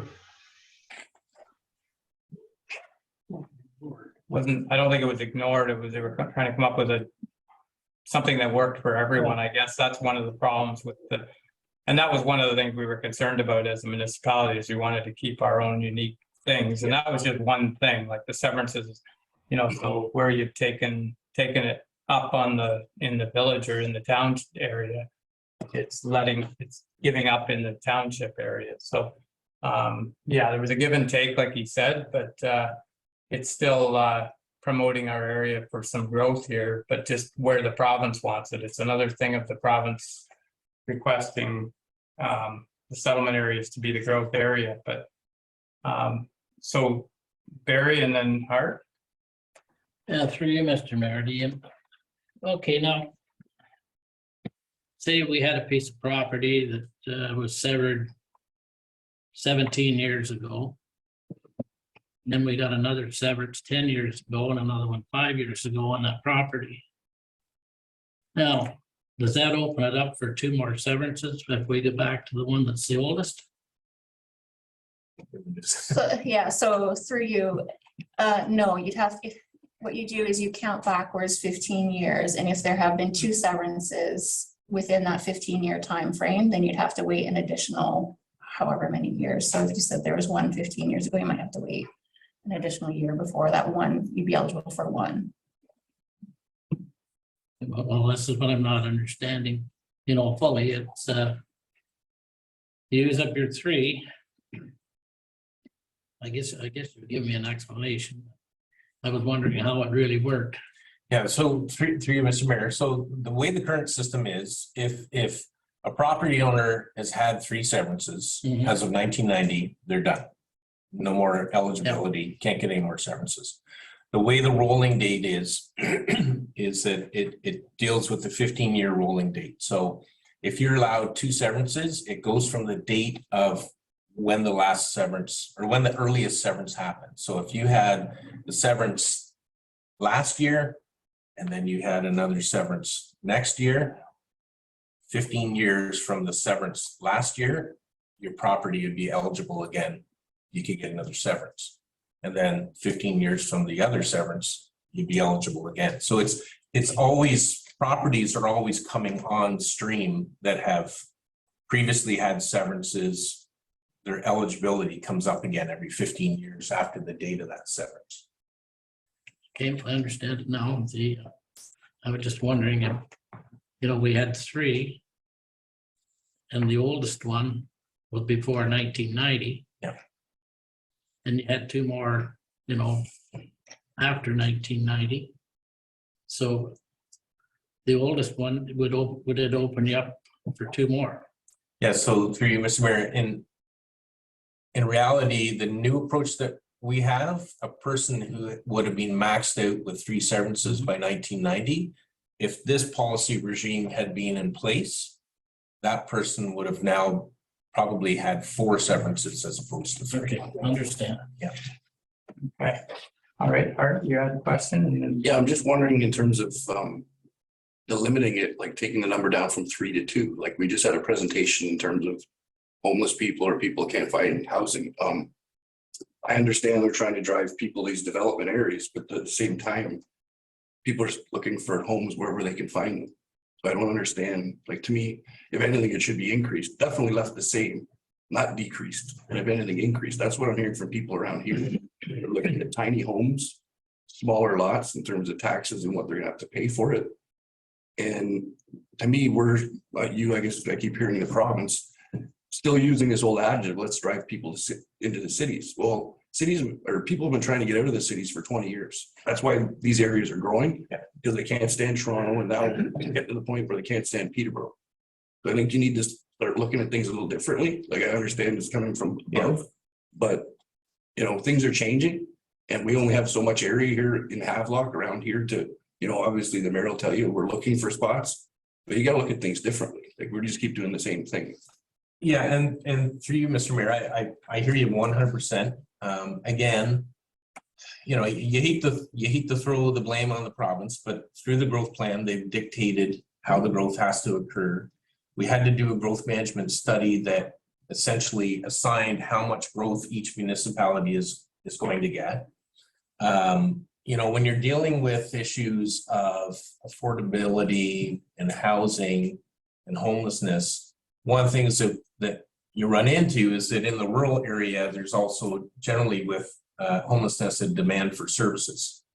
And people that are homeless, you've got an issue with, as you saw on Chris's presentation, with active transportation and being able to have a transportation network to get to services. So by increasing the ability for housing and forms of housing in the settlement area like Havelock, also has some within range of those services. So, we do recognize that there is some affordability, obviously, in the rural area, for sure. And I think what we've done was try to come up with something that will comply with the province's wishes in the legislation. We've tried to open up more development potential in the village. We could speak to that in a second here, and then also open up the door to have some additional severances long term in the municipality and not held up by that previous state. So I hear you absolutely, but now that the plan's gone off to the province, the province is going to review the plan against that legislation, and if we haven't captured it, they'll come back and they'll modify it. So we've had to sort of juggle, walk that fine line between trying to accommodate what everybody wants, because we want a Peterborough County solution, but at the same time trying to make sure that we've implemented the provincial legislation. So it's a hard balancing act, but we've tried to capture it. Okay, so Larry, you had a question there?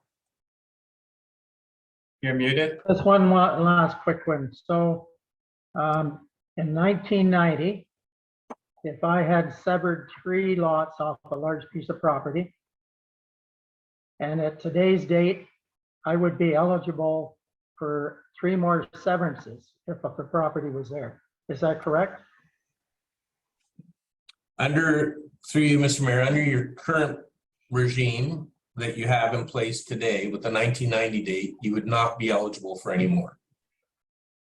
Under what we've put in the new county official plan, you would be eligible for 2 new lots, and even the 3 severed that you had severed off, if they were big enough, those 3 lots could also be eligible to be further severed.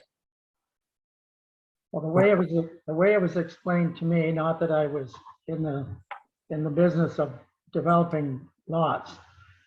But the property that I owned had 3 severances, more than 3 severances at one point. And I was told by our chief building official that at this date, I could apply for 3 more severances had I wanted to. So through you, Mr. Mayor, the eligibility date that's in your current official plan speaks to February 15th, 1990. And if you had 3 severances, you were done. So with the new county official plan that you're part of, once it is approved by the province, you will automatically become eligible for 2 severances. Okay. Yeah, so like you say, it's almost like a shell game, but okay, so is there any other questions with regards to that part of the official plan? So you said you had something with the village or the town part of it? Yes, so you, Mr. Mayor. So the second issue that was raised by your plan consultant, and we just wanted to speak to that.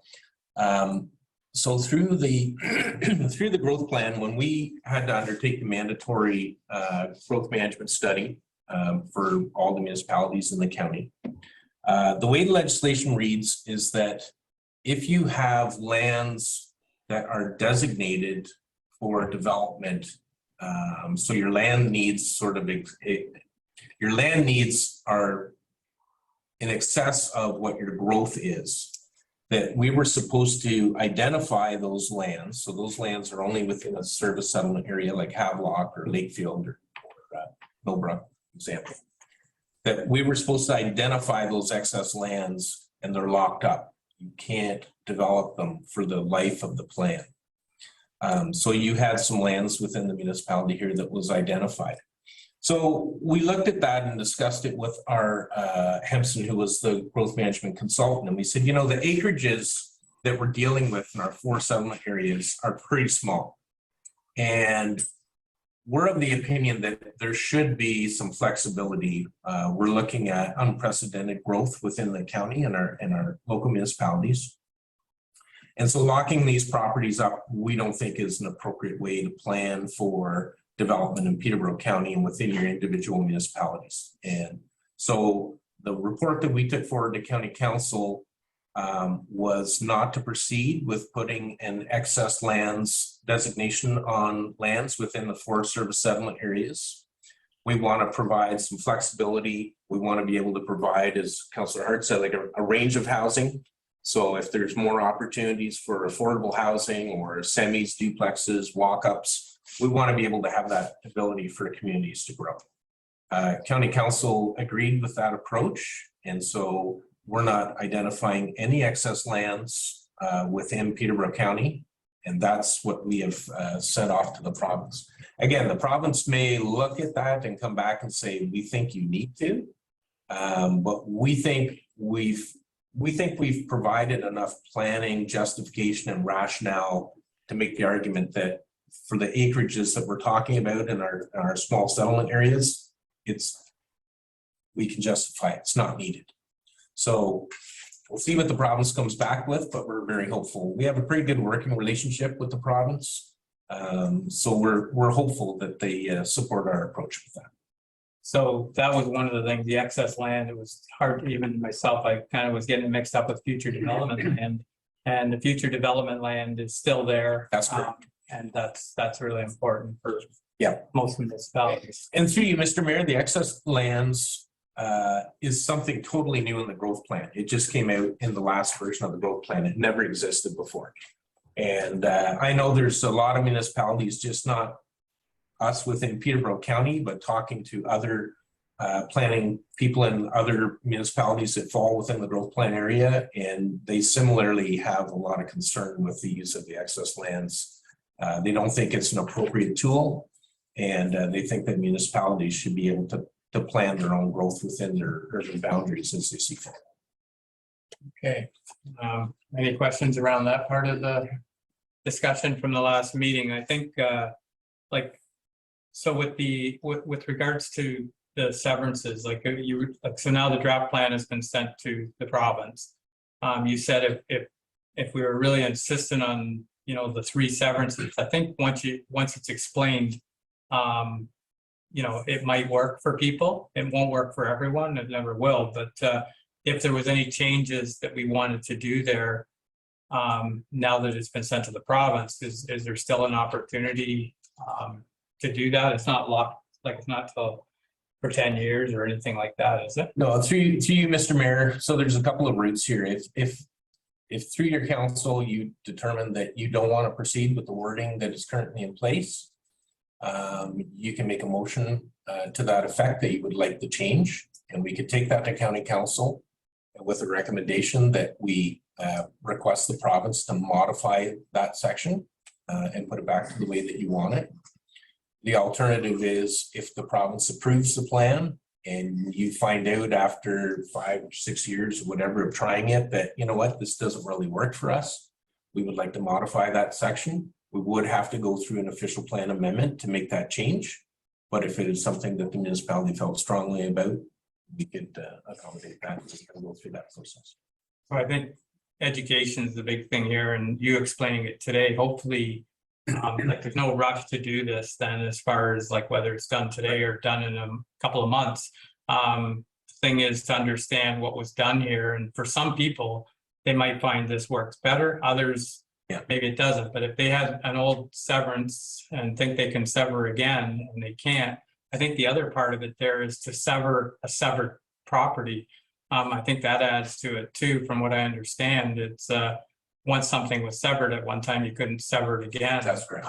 So now, you know, this opens the door for a lot of people that probably weren't aware of that. So I think it's best for people to understand it before we do any major changes, because a lot of thought went into this, and it was important for Havelock-Belmont-Methuen as far as joining the county. That was one of our big things, that because I think we were the highest in the county as far as severances, some like allowing 3. And I know it's been a bone of contention for a long time with other municipalities within the county of why we have that. But that being said, being a rural area, it's important to us, but this might satisfy a lot of people the other way. And I think I think education is going to be the big thing. If you know, if the public insists on this being changed, well, I guess we have time to come back and do an amendment. So yeah, and through you, Mr. Mayor, the timing on the approval of the plan, now that we've submitted it to the province, so we had to meet that date of July 1st. It had to be approved by that date. We're not expecting to have the plan approved by the province before the year is up. Like the city adopted their plan, I think late November last year, early December. We're into July and they still won't have approval from the province. So they're looking at approving a number of plans. We're going to be in the queue. Obviously to go through that large document and for them to go through their checklist to make sure that it checks all the boxes in the provincial legislation, get all the comments back from all the provincial agencies. It's going to be a timely matter. And what they do is they will contact us and provide us with a list of modifications. It's not like they just, you know, make changes to the plan and approve it. They will provide us with a list of modifications, and ideally what they want to see is for us to adopt the modifications. Previously, when we've had that process, they'll come back with a revised wording possibly of certain sections, and we'll say, that doesn't really work for us. We understand where you guys want, and we could try to work to come up with a wording that the province can live with and we can live with. So it's a good working process that we have with the province to go through that. So stay tuned, as I guess is the message. okay. All right, Larry, final comment, and then we'll move on. Again, through you, Mr. Mayor. So this has been sent to the province, and I'm referring now again to the severance requirement that we have always had and requested to stay as. So this has been sent to the province without our municipality's approval when we're talking about the changes in severances. So, and if we want to change it now, we have to request or apply for a change. Yeah, it was approved at the county level and, yeah, so now if individual townships have any changes that they want to see amended, there's still an opportunity, but with everything that was explained to us, everything fell in okay. I think, we felt it covered everything. And it hasn't locked us up, so. But there's still opportunity, like Ian's saying, you know, if we want to take it farther, but at the county level, the draft has gone to the province, but there was a deadline on that too, so. That's correct. But we had input from our TAC committee, we had representatives from staff and county councilors. Dave and I were there, and these things, you know, seem to fit in. But that being said, there is still an opportunity here.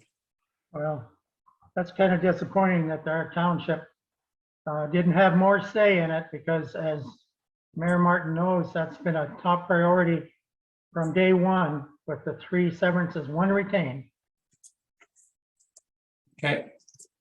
All right then, so. So if I may, just for clarification for council, so as of today, nothing's changed. Correct. Until that official plan is officially approved by the province. So as of this Yeah. moment, nothing's changed. Yeah, and it could be a long time. It could be 6 to 8 months. That's correct. Yeah. But sorry, through you, Mr. Mayor, I hate to keep going on about this, but it's not approved by the province, but it has changed as to what we're requesting. In regards to severances. Through you, Mr. Mayor, so the plan as adopted is a change compared to what you have today, yes. Correct. Yeah. But in some cases, it might be better, like your property is a good case there. You've had severances before, so you can't have any more severances. This new one, you would be eligible to get severances. All right, I'll leave it at that, but I'm commenting on information that I've received throughout our municipality that this Yeah. should not be changed. Okay, and that can be done, so. Okay, Dave, did you have anything? Thank you both for coming, first of all. It is complicated in a way. Once you say you're taking 1 severance away, it sounds like you're losing something. But I'm going to try and give you a prime example how I think it works and how I believe it works. This municipality owns a piece of property on Old Norwood Road, approximately 200 acres. I was going to buy that property. It was already severed 3 times.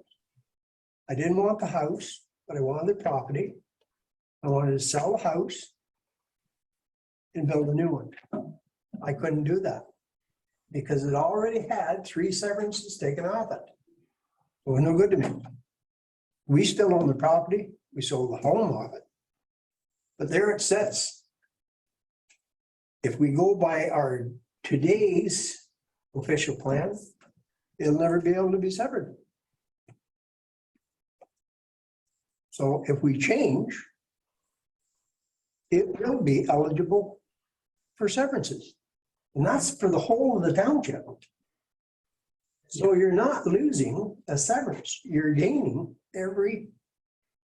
you're leapfrogging, you're gaining 2 severances all the time. So that's how I made my decision. Yeah, so like, as I said earlier on the numbers that she pulled up, there was 728 severances done in the past that weren't eligible for any more severances.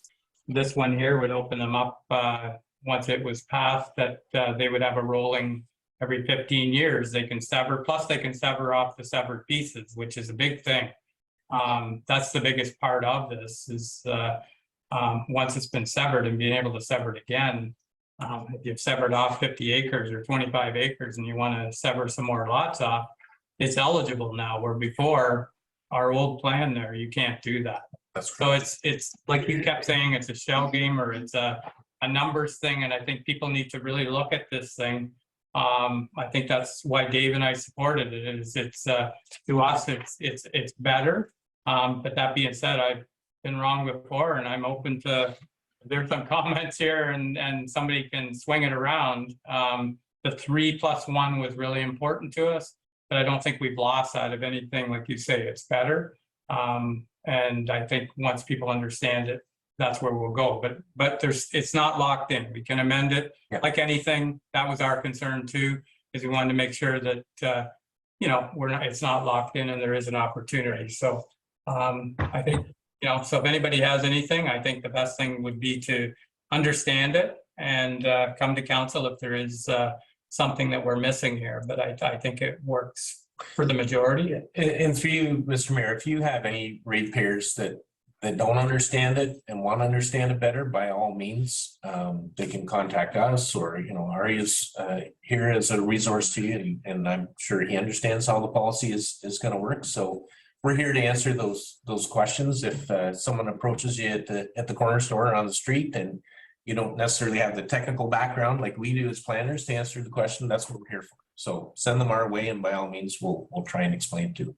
So I'm big on models, and maybe in the future we could get a model of maybe some scenarios like, and because a lot of the comments that I've had are people that maybe they've been here a long time and they have a property that you know, that they want to do some severance, but they don't realize they can't sever it anyway. So this will open that up. And I think if you have those models to show people, I think sometimes that is easier to understand than just talking and trying to piece it all together. So. I know exactly what you mean, because I'm a visual person too. So, okay. All right. Well, I thank you for coming today, and thank you very much. If there's no other questions for Keziah and Ian, we could move on here and get a motion to receive the delegation. Motion to receive, Mr. Mayor. Moved by Deputy Mayor Giroux and seconded by Councillor Pomeroy. All in favor? And that's carried. Okay, well, thank you for coming today. Thank you very much for having us. Enjoy it. It's funny, I've only seen you on a little screen for 2 years now. My second council meeting that I was at, wanted to Asphodel Norwood, and it's nice to feel normal again. So come back and see people. Thanks. Take care. Thank you both. Okay, I've had our take a motion, take a 5-minute recess. Sorry, Richard. Yeah, thanks. So seconded by Deputy Mayor Giroux, all in favor? And that's carried. We're going to take a 5-minute recess, Larry. Probably 10 minutes might be, because we've only, okay, the motion to, I'll take a motion to resume the meeting. So Moved by Deputy Mayor Giroux, seconded by Councillor Pomeroy, all in favor? And that's carried. All right, so our next delegation is Richard Senega, and welcome, Richard. So we're going to go over our financial statements here for year end December 31st, 2020. We're getting there. Yes, good morning, everyone. It's a pleasure to be here. Good to see you all. As Ian previously said, it's nice to do a meeting in person. So, all right. So, presented a few documents here. One being the detailed draft financial statements, which is a 50-some-odd page document, as well as the presentation slides, which we'll be going through today, which most people find easier to understand. So. Hopefully I can address any questions as they go along. So yes, so we will start with the presentation slides for Baker Tilly, and then this summarizes everything in the detailed draft financial statements. So first off, oh, do we have that on the screen? Is that just the report? Or was there an actual? Oh.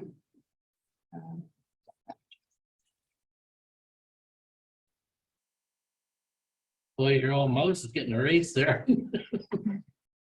I don't believe I have that. Looks like we only have the financials, Richard. oh yes, Yeah. oh, okay, all right, So we'll take your word for it. Why don't we do that? all right, okay, good. Yeah, and then we can get into the other part of it that we have, that we can put it online as we get into the. Yeah, we can put up on. All right, okay. I do believe David has a copy of it. Yeah. David there. He is here, yes. Okay.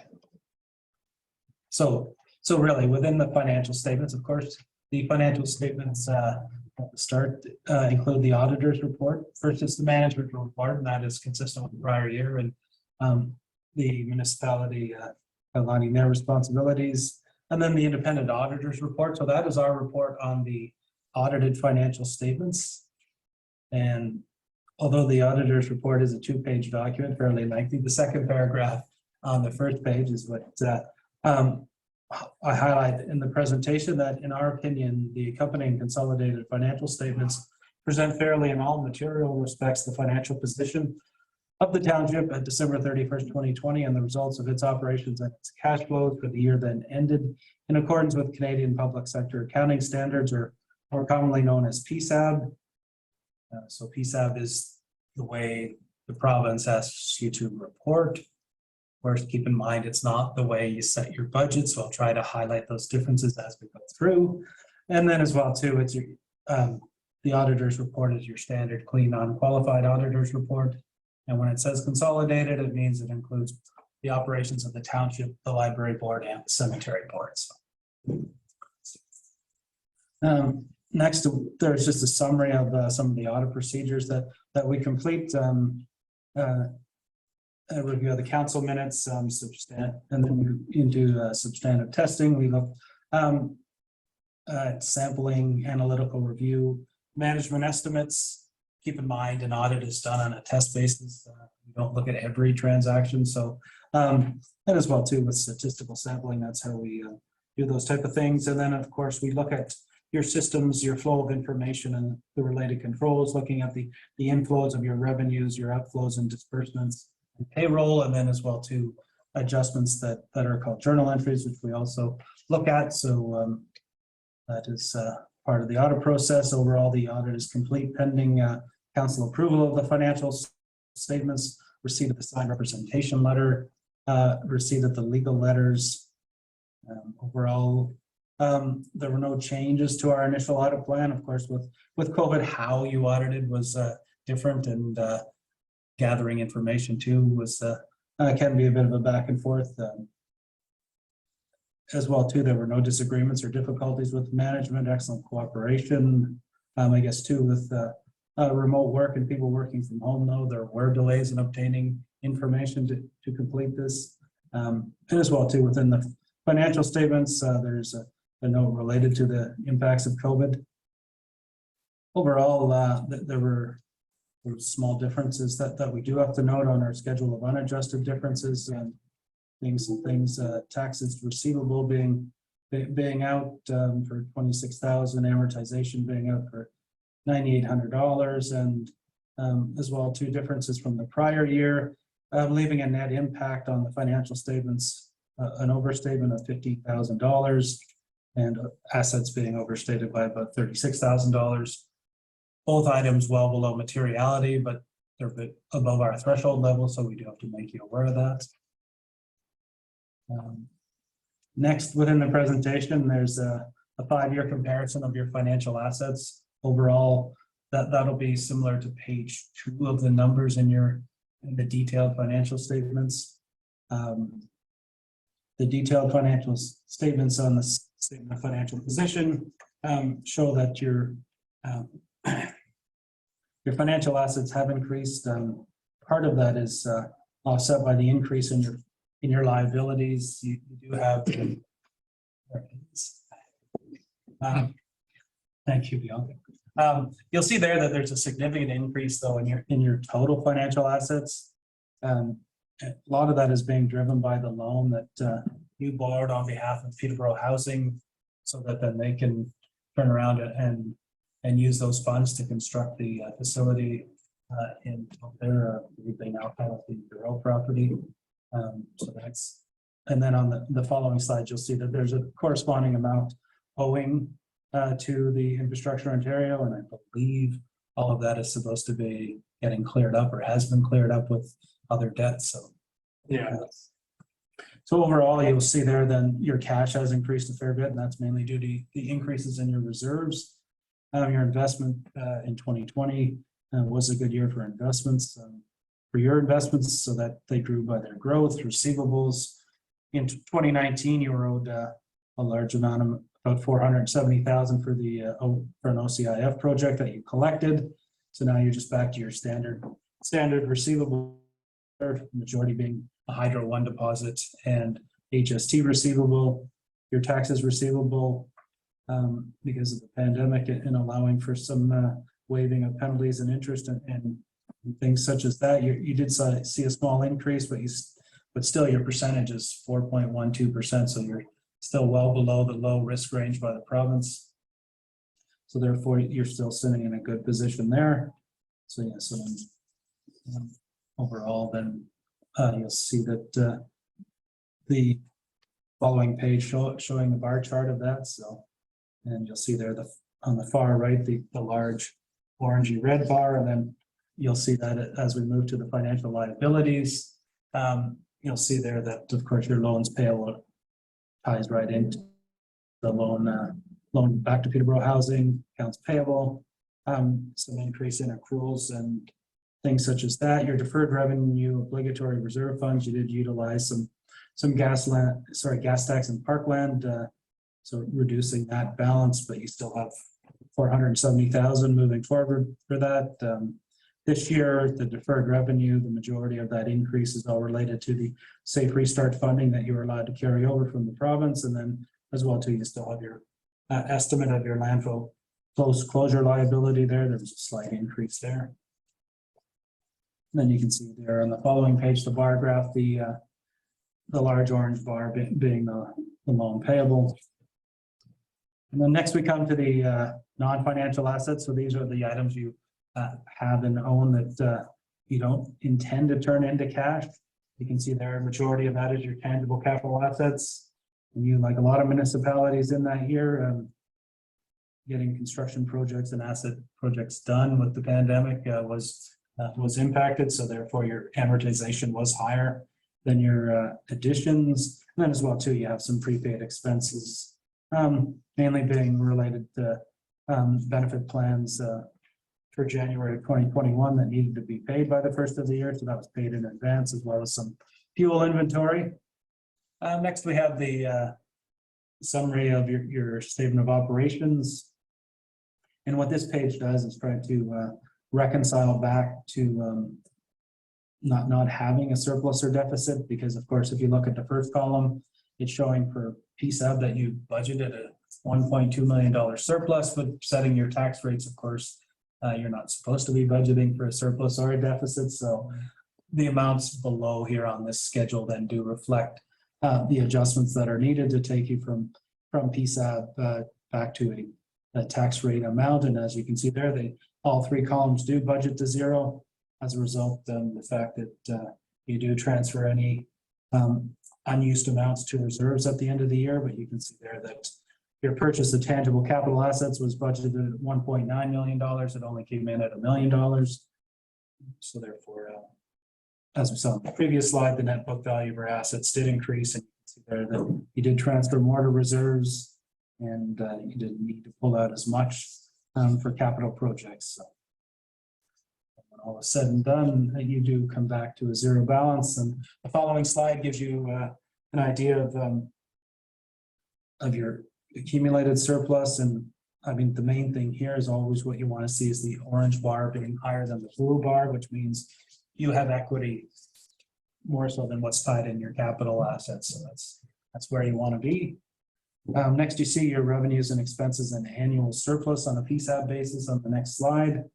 And you can see there that certain years where you have a bit of a larger surplus is mainly attributable to years when you would have gotten capital funding for projects. So under PSAB, you recognize the grants, let's say for a water tower in the year that you complete the water tower, but you don't expense it until you depreciate the asset, what could be upwards of 40 years, the next 40 or 50 years. So that's why with this, you'll see the surplus or deficit moving up or down. So when you do encounter a PSAB deficit, it shouldn't be a surprise. It should be a year where you didn't have much capital and your amortization was high. Next, we come to your actual revenues and expenses for the year. You'll see there that you're only $5,000 off in total in your budget. Mind you, there were a number of swings. related to that, but still within your taxation, your subs were higher than budgeted. Your user charges still they remain fairly consistent, and of course water and wastewater charges almost being $1 million of that total. Your province of Ontario funding that was lower than budget, as you would expected in that year to get a capital grant for some waterworks water, which didn't occur. So still, majority of that is your OMPF funding that you normally transfer to reserve, and as well too is your Safe Restart funding and a bit of OCIF making up that balance. Your investment income was significantly higher, whereas your penalties and interest income were lower due to some of the waiving of that, which is still you did well on your investments that year. As well too, you utilized some parkland fees for Park Master Plan and Patterson Park, and you utilized $244,000 in gas tax for the 3rd and the 8th line and the Burnt Dam Road as well. So still about $10 million in revenue, and in 2019 you did have a large capital project driving up the provincial revenue, and then you can see the slide there on your pie chart of your revenues. Then we come to your financial expenses. So keep in mind when you look at these numbers, they include amortization, but not any capital additions. So overall here, you can see the fact that you did your actual expenses were very similar to the prior year, but below budget, and that's due to a number of things. But with the pandemic, salaries and benefits being lower in a number of circumstances, as well as materials and supplies, things not getting done, and you were able to then realize some savings on. I think maybe the one thing to point, maybe in rec and cultural services, there were some unbudgeted items that had occurred, so that kind of put you slightly over budget there, but still. That was the one item that did go the other way, and protection services, mainly fire was reduced, and then of course that's surplus got put in their reserve. Transportation services, winter patrol costs were lower. Some contingencies in the budget that were not utilized. So environmental services does include the water, wastewater, and your landfill and those type of things. And health services includes the operations of the cemetery board and the medical center as well. And as well, the following page gives you an idea as to the percentages of how they're spent. And then the next page gives you an idea as how the type of expenses. And as I said, you can see there that in most of the line items you are under budget there. It's the only one you're pretty much over budget on significantly would be amortization. So would you, like most municipalities, salaries and wages are the largest component, as that's how you deliver most of your services. And then the following slide gives you that. And then we come to the accumulated surplus slide. So then this tells you why you don't, what makes up your $43.8 million in accumulated surplus. You can see there that the majority of that is invested in your tangible capital assets, being the 29 million at the start of that. Then of course you have your landfill closure liability, and then of course that gets funded as you incur those costs, and they're already built into the budget. You'll see that the cemetery still almost break even for the year. And then your reserve funds, reserve funds. As I mentioned earlier, the administration went up, and that's mainly due to the setting aside of as budgeted the OMPF funds, as well too the water and sewer. Since it's a specific user group, those items then get set aside for that group and used moving forward. And you can see there was an increase there, and then the other departments, due to some departmental surpluses, those funds then got set aside for those specific areas, so they increased as well, similar for roads. But yeah, so then really it's the $14.5 million that you have moving forward. Yes. So the other is just basically everything that's not listed there. Yeah, it's a whole long list. So describe working funds, but So working funds is a term used in the municipal world that basically is it's the amount set aside that you can have on hand so that you're not always you're not always in a borrowing position. So the cash drawer in a way. yeah, and the province recommends that be 10% of your total levy. Okay. So it Okay. Yeah. kind of offsets your taxes receivable. Yeah. Thank you, Richard. Carry on. So yes, most of that's tied up in your capital, which is why you don't have $43 million in the bank. So that's and I don't believe you can sell all your assets and generate that money either. But if you could, you found some magic. And then the following slide gives you the breakdown over the last 5 years as well. And then as well, the following slide then shows you where you spent your little over $1 million in capital, and consistent for you, roads and bridges being some of the larger ones for working on Smith Drive, the third line, Burnt Dam Road, this year as well. For roads and waste, you did acquire some land as well as some land administratively in town and as well. So that's why land is such a larger amount. I think it was Quebec Road or something, or street, or you acquired some land as well. So then you can see there your TCA additions versus the amortization. And you can see in 2020, that was the first year where your amortization was higher than your additions, whereas all the other years you were acquiring assets more so they were being depreciated. And then as well too, your following slide gives you an idea of the various categories that's being amortized and what it isn't. The one thing to keep in mind too, the numbers presented are all based on PSAB, which says you shall base it on historical cost or estimated cost, whereas when you're getting all your new reports on your asset management plan and your long-term capital planning, and of course you let them factors in what it'll cost you to. So there will be a bit of, I would say, probably a large divergence between what's presented here and what it'll cost you, let's say, to replace a road or. And so, yeah, just keep that in mind. So, yeah. Imagine over the last, especially the last year, the costs are going to be, these aren't going to be reflected very well. Right. Yeah. And then finally, your the net financial assets, and you can see there with as we saw on the slide on reserves, the growth there. It financial assets, similar growth there. So therefore, you have. I believe it's sitting at $14 million in reserves. Well, you also have net financial assets of $14 million as well. So I mean, that's then the amount you can utilize moving forward. So, at the end of the year, you continue to be in a good financial position. So yeah. So that's the biggest comment out there when they look at this, and like you referred to the numbers that are there. We're healthy and there is money to do things, but some people pull that number and think we have 14 million in reserves to spend. I don't think there's like that number isn't real. It's to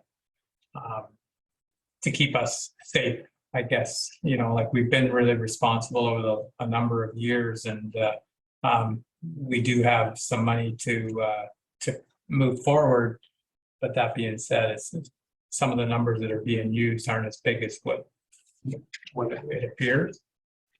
And keep in mind when we said the 14 million, though, that a little over 2 million of that is related to the specific water user group. So therefore, that's not necessarily available. That's not available for public use. So yeah, because they've paid into it. They've created that surplus. It should go back to that as well. So, Hey, Hart, go ahead. Yeah, I know I think I ask you this almost every year you come in, because we're still there and dealing with our reserves and a reserve policy here. I guess they're trying to create one. So given the, you know, your experience in this, can you give a number in terms of what would be a healthy reserve for a department, like a percentage? I think last time you might have said 30% of the working. I don't know if that was right. Yeah, like of course, these vary, and I think, I do know some people say, well, it'd be always good to have at least 50% of your current operations set aside in reserves, and I think, if I remember correctly, you were about 8.7 in total operating expenses, so, I mean, because it's interpretive.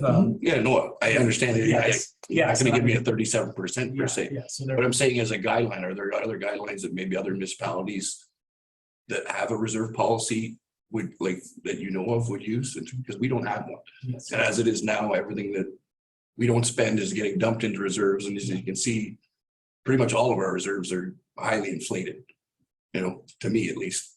So, Yeah, well, yeah, I mean, so, sorry, you mean they're high? yeah. Yes, yeah, okay. Well, that's what I'm saying. Yeah, is yes, that yeah. I don't want to keep building them. As I said, you just threw a graph up there. I think since 2017, ours went from, it's almost doubled from 7 million, right, to 14 million. The last slide you had up there.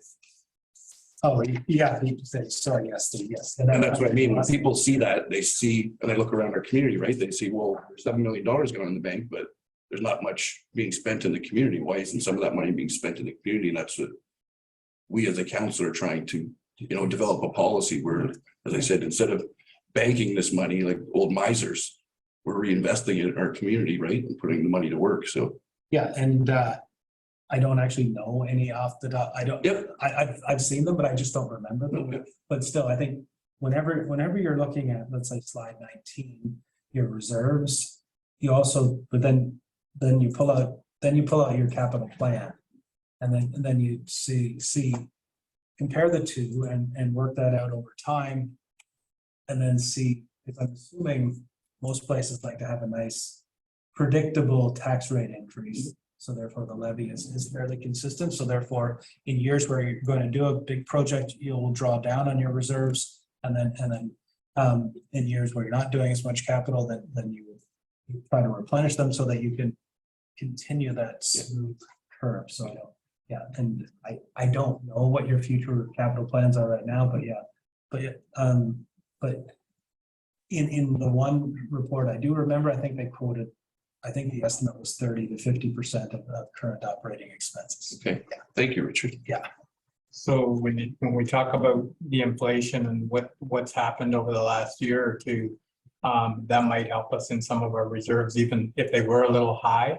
Yes. That might help us get through what's ahead when we go to replace things, because we might have a little extra in there that we might have locked out, I guess, in a way, Yes. for replacement of some of these things, like say the arena, when the boards come due for replacement, you know, if we budgeted, I know we try to allow for inflation, but there is some things there that we didn't plan for the type of inflation that we've had in the last couple of years. So Utilizing steel or things such as that, yes. yeah. So, okay, any other questions on that part? Just one, if I might, Mr. Mayor. Richard, you were on a roll. I didn't want to interrupt you. So when we talked about our loan payable, Peterborough Housing, yes. So we borrowed the money and lent it to Peterborough Housing. Yeah. Where is that in our queue right now? Is that paid off? When will it be paid off? So if I remember correctly, I thought they then were, once the project was completed, was acquiring their own debt. So therefore, once they get their debt, they will pay you. So that's where I think we're at now, and I hope the 2021 audit, when you do it, should reflect that, I hope, but Bob? Yes, that is correct. Those funds have been repaid, so you will see that in your 2021 audit.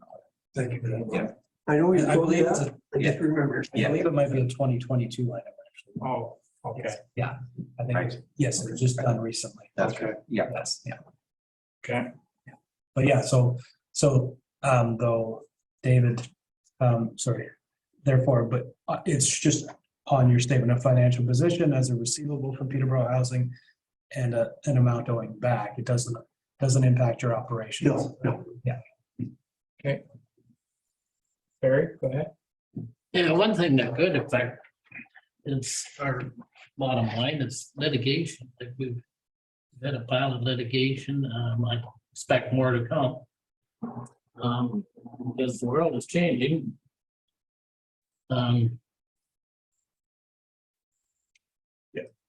I think all budgets. You know, I think probably all municipalities are in the, well, partly in the same boat. We might have a bigger boat, but I believe probably that's reflected too with increased insurance too, right? So. Assuming Yeah, more claims and certain things, so therefore that drives the cost of that as well, which you've seen large increases for lately. so, any other questions? So I think, like, that slide deck there, that would be something that maybe council could get a copy of it to, for future reference anyways, as far as even going into the 2021, as much as the numbers that you have there are the same as the numbers we have with our consolidated financial statement. It's a lot nicer presentation that you have there. Much easier to read. Yeah. Yes, yeah. Yeah. Gives you more history. Yeah. So, so where do we have to go now then, as far as I know you're gonna do the 2021 audit here soon. I think you're gonna be Early August, yes, yeah. Yeah, So, yeah. for today's meeting, it will be receiving the 2020 audit. Is there any other questions for Richard on this? No? Okay, so I think for today, it would be just a motion to receive the financial statement for 2020. Thank you. Yeah, we receive it. We had to, we received Richard's presentation and we received the financial statements dated December 31st, 2020. Moved by Councillor Pomeroy. Do I have a seconder for that to receive this today's report? Seconded by Councillor Webb. All in favor? And that's carried. Thank you, Richard. So when can we expect the 2020 or 2020? September. That would be ideal, yes, but yeah. Hopefully it goes that smoothly, yes. Yeah. Well, I know you got a lot of catching up to do as far as, I don't think we're the only one that are behind. No. But yeah, so you got your work cut out for you. Perfect, well, thank you, and I'll leave some documents with you for signing, and then maybe I'll a little later. Do you have them there with you or? Yes.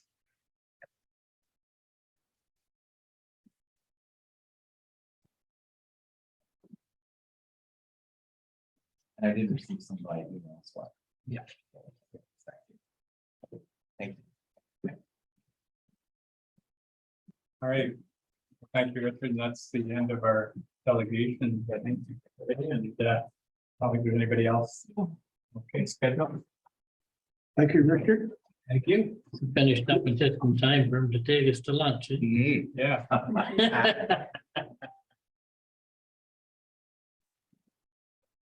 Good person about that. I take that out of working funds. I So we'll continue working till 12:30. And then got a new fund we could hit. Okay. All right, so we'll move into staff reports for information here. We have 3 of them there. Is there any questions around them? The first one was the building department's activity report. Second one was the rental costs for the community center. Of course, they're around the summer rental. Go ahead, Barry. Yeah, the rent is looks like we're pretty low. I don't know if there a comparison to other municipalities.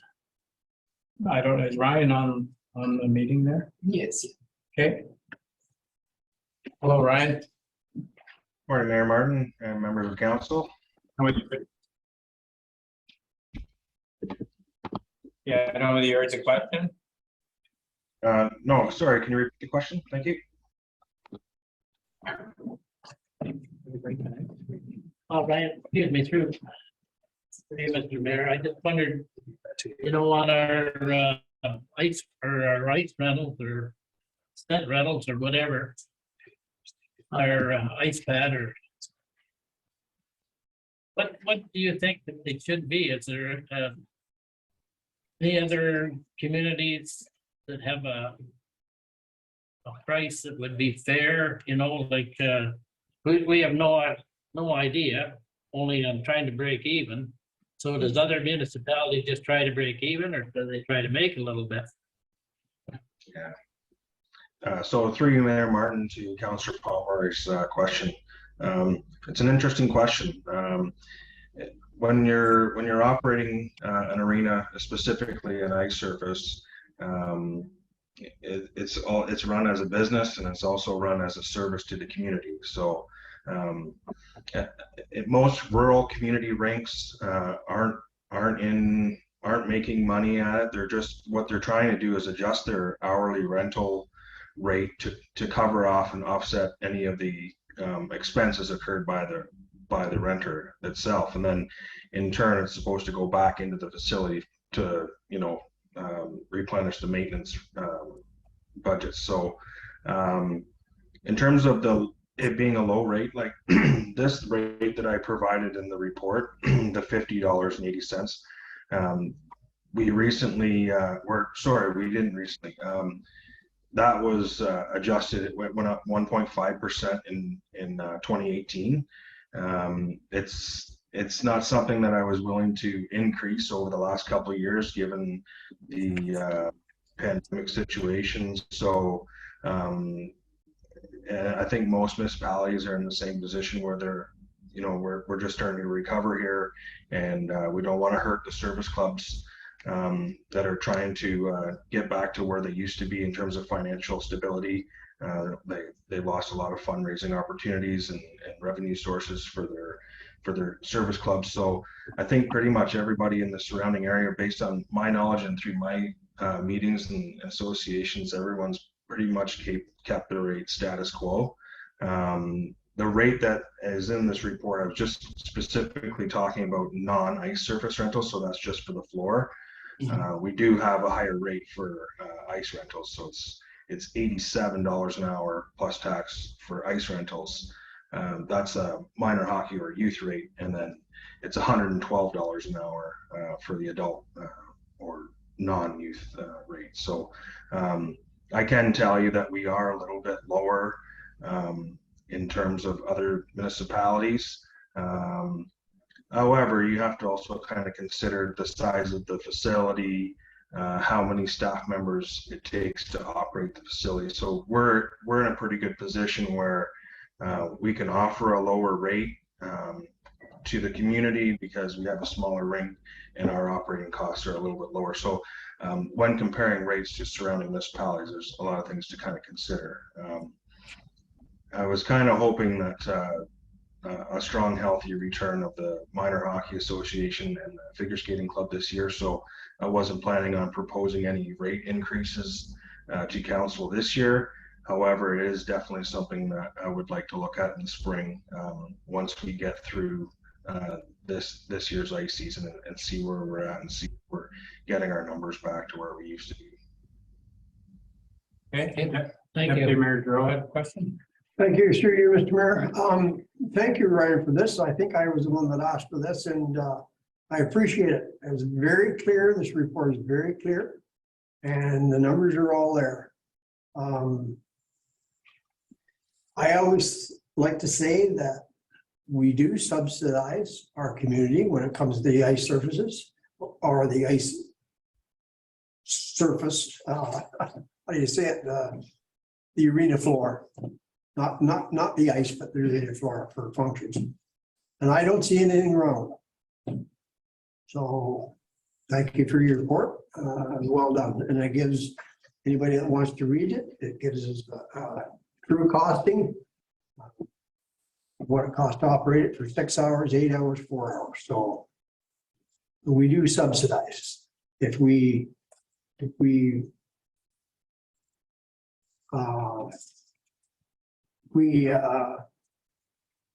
bought or we gave away the ice for their surface, the arena surface for a function such as Celebrate Havelock, if we donated that, if the municipality donated that, we're we're only donating really a portion because we're subsidizing it anyway. I guess that's what I'm trying to say. So thank you for your report. I enjoyed reading it. What I wanted. Thank you. Okay, Councillor Ellis, go ahead. Just a quick one through you, Mr. Mayor, to Ryan. If you had somebody approach you to rent the community center upstairs, what is the cost for that? Through you, Mayor Martin, to Council Ellis's question, we don't reserve bookings for the Lions Club upstairs. That's through the Lions Club separately from the township. We would refer them to the Lions Club. Well, maybe I've got a misunderstanding then how that operates. And I would direct this question then to CAO Angione. I thought that there was a separate, or there is a calendar, as we want to call it, a calendar. And if somebody wants to rent the community center, I call it community center upstairs, that's an HBM responsibility. And so I'll let you expand on that if you would, Bob, please. Yes, through you, Mayor Martin. The shared calendar is a proposed item that as of today has not been agreed to between the Lions Club and the township. So the process has remained as the manager of Parks and Recreation explained it. When someone approaches to rent that space, it is the Lions Hall, and as of this moment, that arrangement continues as it had been previously. Thank you, Bob. You're welcome. So where this stemmed from then, Ryan, I think was around the roller skating, and I think for the two that have been done, 3 have been done now. One was done sponsored by a business, and then the other 2 council sponsored them through a Canada grant there or whatever for the Canada Day. And then this gives a clear number for people if they want to rent it for, sponsor the Lions, the $203.20 for the event for each of them other 3 nights that they have. That's what the business would be looking at if they wanted to sponsor a night of roller skating. Is that right? Yes, that's correct. That's if they're looking at reserving in a 4-hour block. Yeah. So, but typically that's what they're doing right now is a 4-hour reservation to host a roller skating event. So yes, that's correct. Okay. All right then. Larry, go ahead. Just one last quick one, seeing that we're talking about the roller skating. I believe we agreed to pay for a couple of them. I'm not quite sure. And they were looking for sponsors for the remaining number of events. I'm just curious, do you know if they've got the remaining number of events sponsored, or how did that go? Do you know, Ryan? Through you, Mayor Martin. Yeah, through my conversations with the Lions Club representative, they're hosting their next one on July 30th. That's also the day that they're having Batman and the Batmobile at the school. We actually have a minor ball tournament that day as well. So it's an exciting day for that. But they have received sponsorship for that event. There is two other available events to sponsor if council wishes to proceed with that. The next 2 dates that they've scheduled is August 13th and August 10th. And they are actively seeking sponsorship. So if council wishes to get on board with that, then I'm sure that they would appreciate the support. Okay, but as of right now, they still don't have sponsors for those events. Am I clear? Yeah. That is correct. There is still 2 spots available for sponsorship. Thank you, Ryan. Thank you, Ryan. Thanks for that report. And the final thing for information here was the closed session meeting summary. So with that, I'll take a motion that we receive these items for information. Moved by Councillor Webb, seconder, Councillor Pomeroy. All in favor? And that's carried. All right, then, so our next is staff reports with follow-up action. And the first item here, Manager of Public Works. Yes, good morning, Mayor and members of council. This report is to obtain council's approval to award the tender for the HL2 High Performance Ultra Thin Asphalt to Drain Brothers Excavating Limited, excluding the Belmont line Township third line. The recommendation that the tender of the High Performance Ultra Thin Asphalt to be awarded to Drain Brothers Excavating at a cost of $235,575 plus the HST for the work on Round Lake Road and Old Norwood Road. The HL2 High Performance Ultra Thin Asphalt on the Belmont Township third line, an amount of $226,200 plus the HST to be excluded from the tender award. Okay, thank you, Peter. Any questions or comments around that? Deputy Mayor Drogo, go ahead. Thank you for your report, Peter, through you, Mr. Mayor.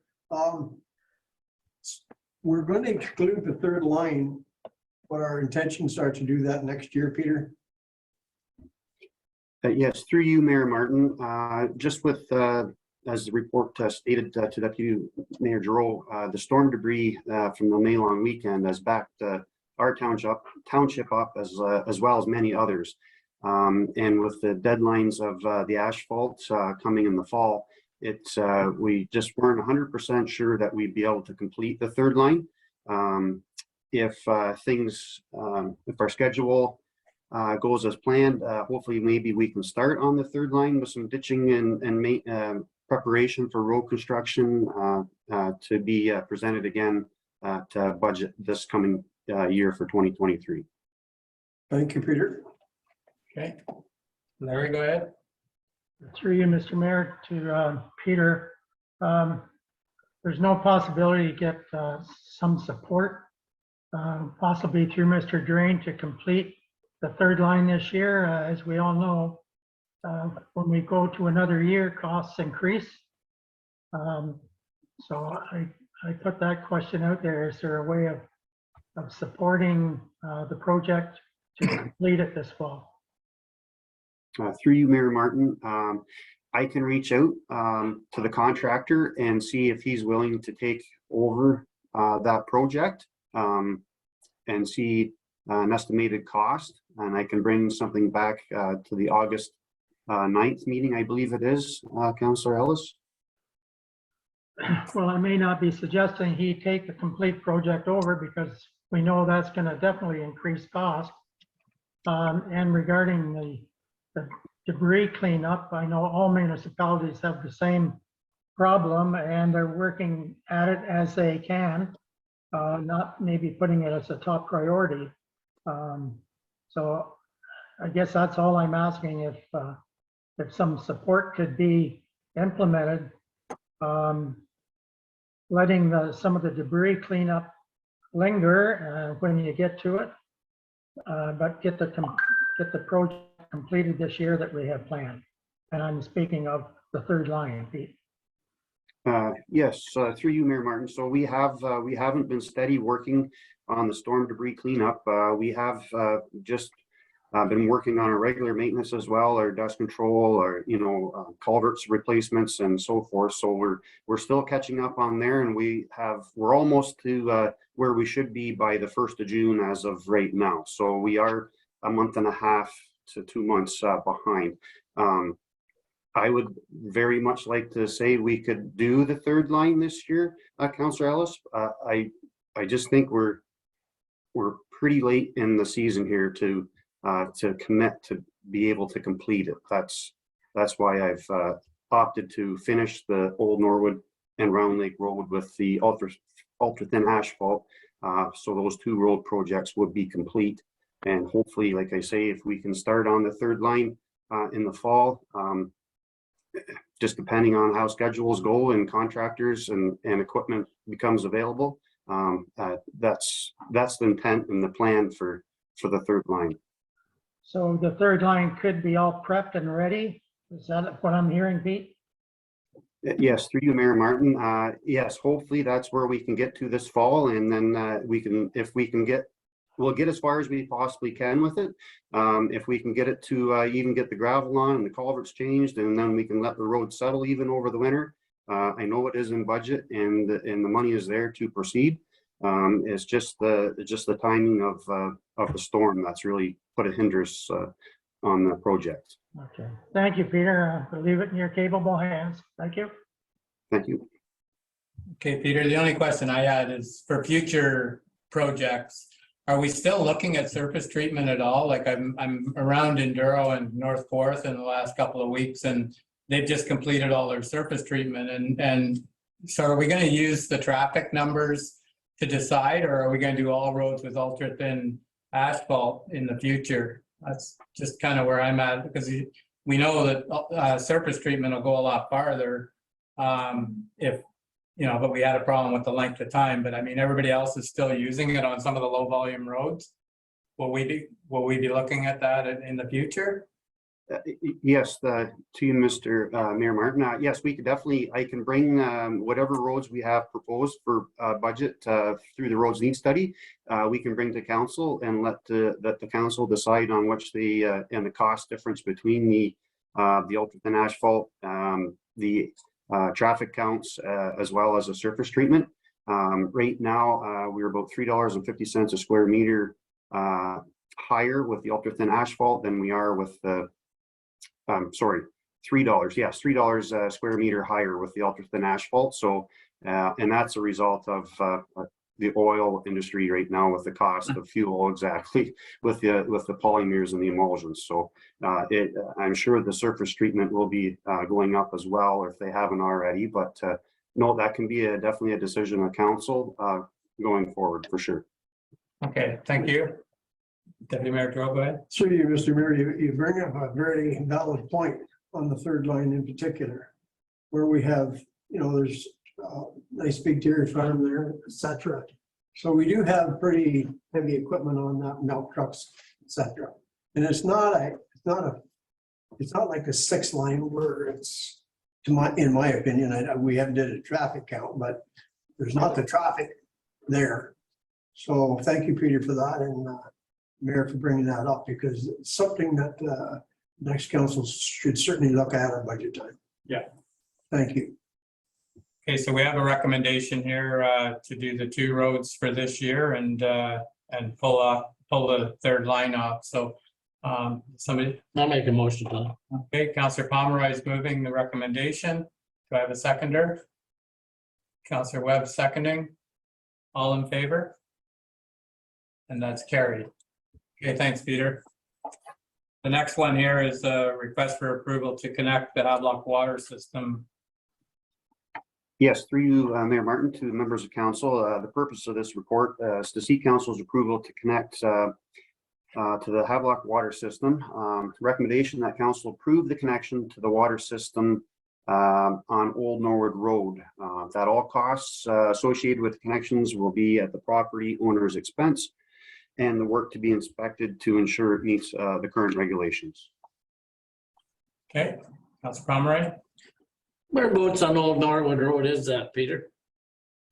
Through you, Mayor Martin, the easiest way to describe it, it is right across from our wastewater treatment plant entrance. The empty lot? It's right beside it. It's just west of the empty lot. I believe there's actually an excavator there currently, just showed up. Okay. Yeah, okay, I couldn't understand this map because I didn't know where number 30 was. And it doesn't say where this road going south is on the map here into the lagoon or water treatment facility. Or so I was kind of baffled at that. But anyway, now that you've asked, I know where it is. Okay, all right then. So Motion to approve the recommendation, Mr. Mayor. okay, moved by Councillor Ellis, seconder. Yeah, already. Okay, all. Well, that was the previous. Was it? Sorry, I didn't write that one down. So I'm on the IH2, so, okay, moved by Counselor Ellis that we approve this recommendation to do the water hookup. And do I have a seconder for that? The other one was for the. I'll second it with a question, Mr. Mayor. Okay, go ahead. So Peter, there's not presently a home there. No. This is a new build. Yes, through you, Mayor Martin, to Deputy Mayor Dro, that's correct. This is a new build.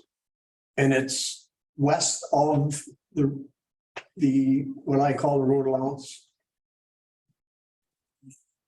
It is on the north side of Old Norwood Road. It's pretty much directly across from the wastewater treatment plant, Green Gates. Where the snowmobile. Yeah. West of the Yes. snowmobile trail. No, east of the Snowmobile Trail. That was east. East of the snowmobile trail, Peter? Yes, Deputy Mayor Dro, just east of the snowmobile trail. Yep. Yeah, that concerned me. Okay, thank you. Okay, Larry Thomas owned that property. Yeah, that's fine. okay, so we have a mover and a seconder for this, all in favor? And that's carried. All right, the next item is the trailer park bylaw. Bob? Yes, through you, excuse me, through you, Mayor Martin. This report presents a bylaw for adoption, which regulates and governs tourist camps and trailer camps.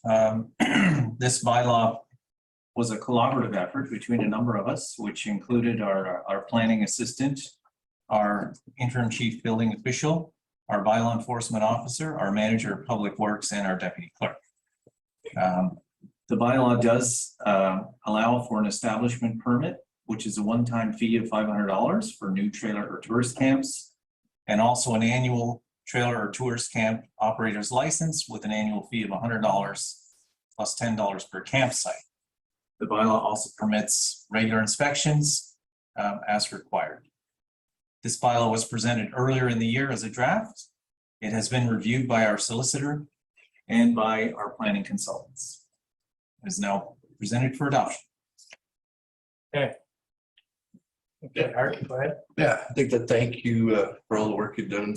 This been following it rather closely. So one question in terms of implementation.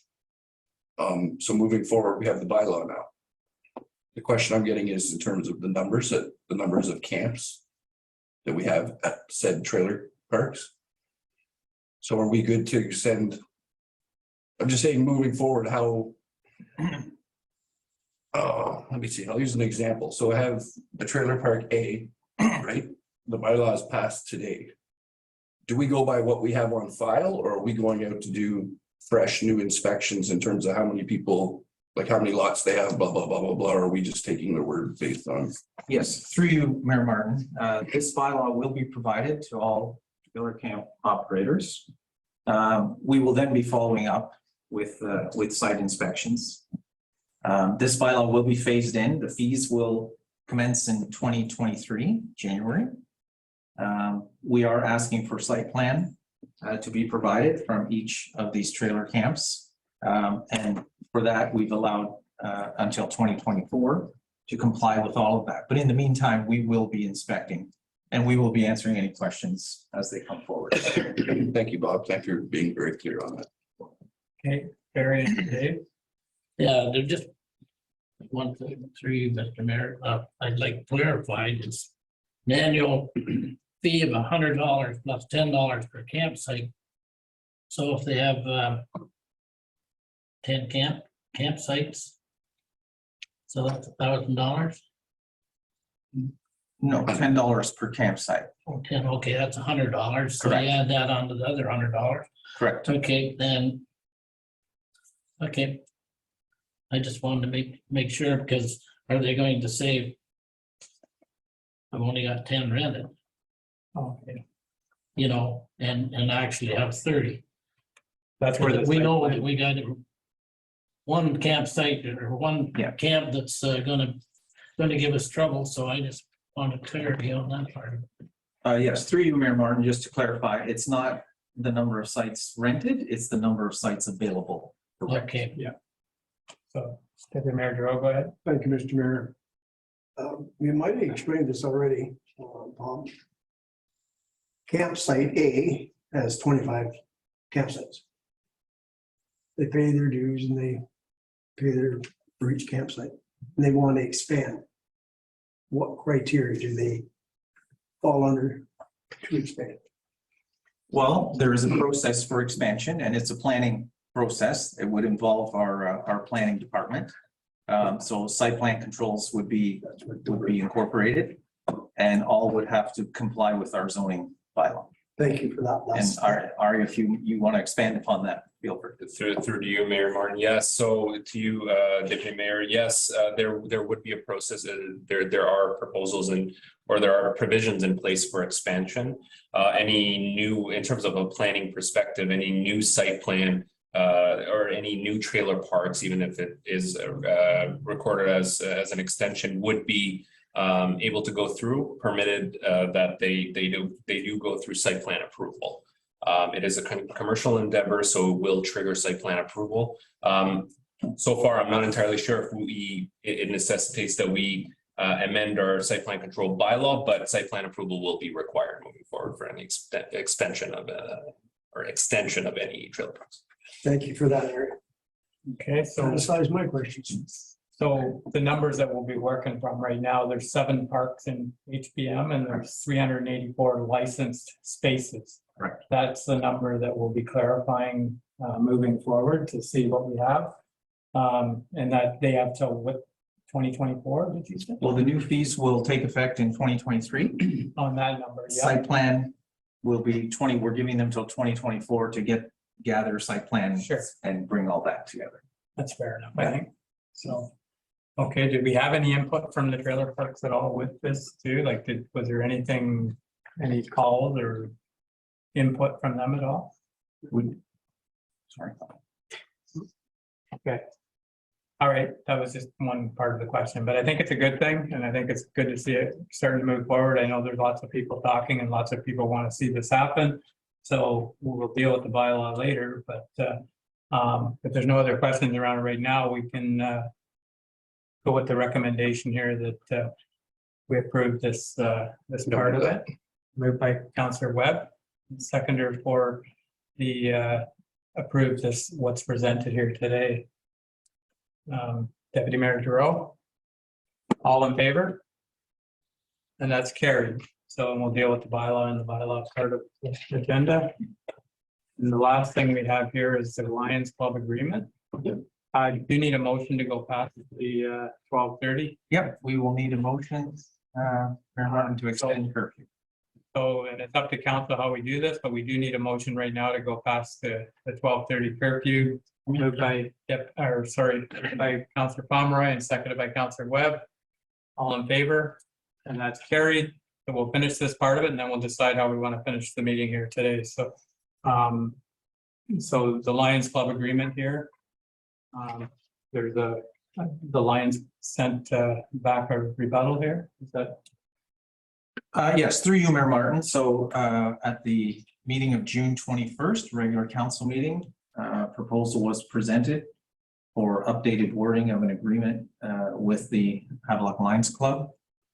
In response to that proposal, wording has been received from the Lions Club as presented in the report. Okay, so the changes from the one that we sent them last time, can you highlight there was 2 or 3 changes from the first the agreement that we had suggested? Yep. So as per the report, we are changing from a facility rental agreement to a commercial lease. We will allow the Lions Club to access all areas of the building that the club is currently permitted to access. Both the Township and the Lions Club will have mutual access to these areas. The Lions Club will request the number of keys required. The names of key holders will be kept on a mutual list. Events will be booked through a shared calendar. And we will allow for a short-term agreement. We initially suggested 2 years that can be reviewed after 6 months. Lease rate of $200 per month beginning January 1, 2023. No cost for the remainder of this year. The Township will pay expenses as requested by the Lions Club. The wording as provided by the Lions Club Upon giving written notice no later than 60 days before the expiration of the term of this lease, the tenant may renew this lease for 2 additional terms of 5 years each. All terms of the renewed lease will be the same, except the amount of the rent. So it's reviewed after 6 months. Initially, it's a two-year deal, reviewed after 6 months. Lions Club has requested a clause allowing for 2 5-year renewals. Following the 2 years. Correct. Okay. Councillor Pomeroy, go ahead. Yeah, excuse me. Yeah,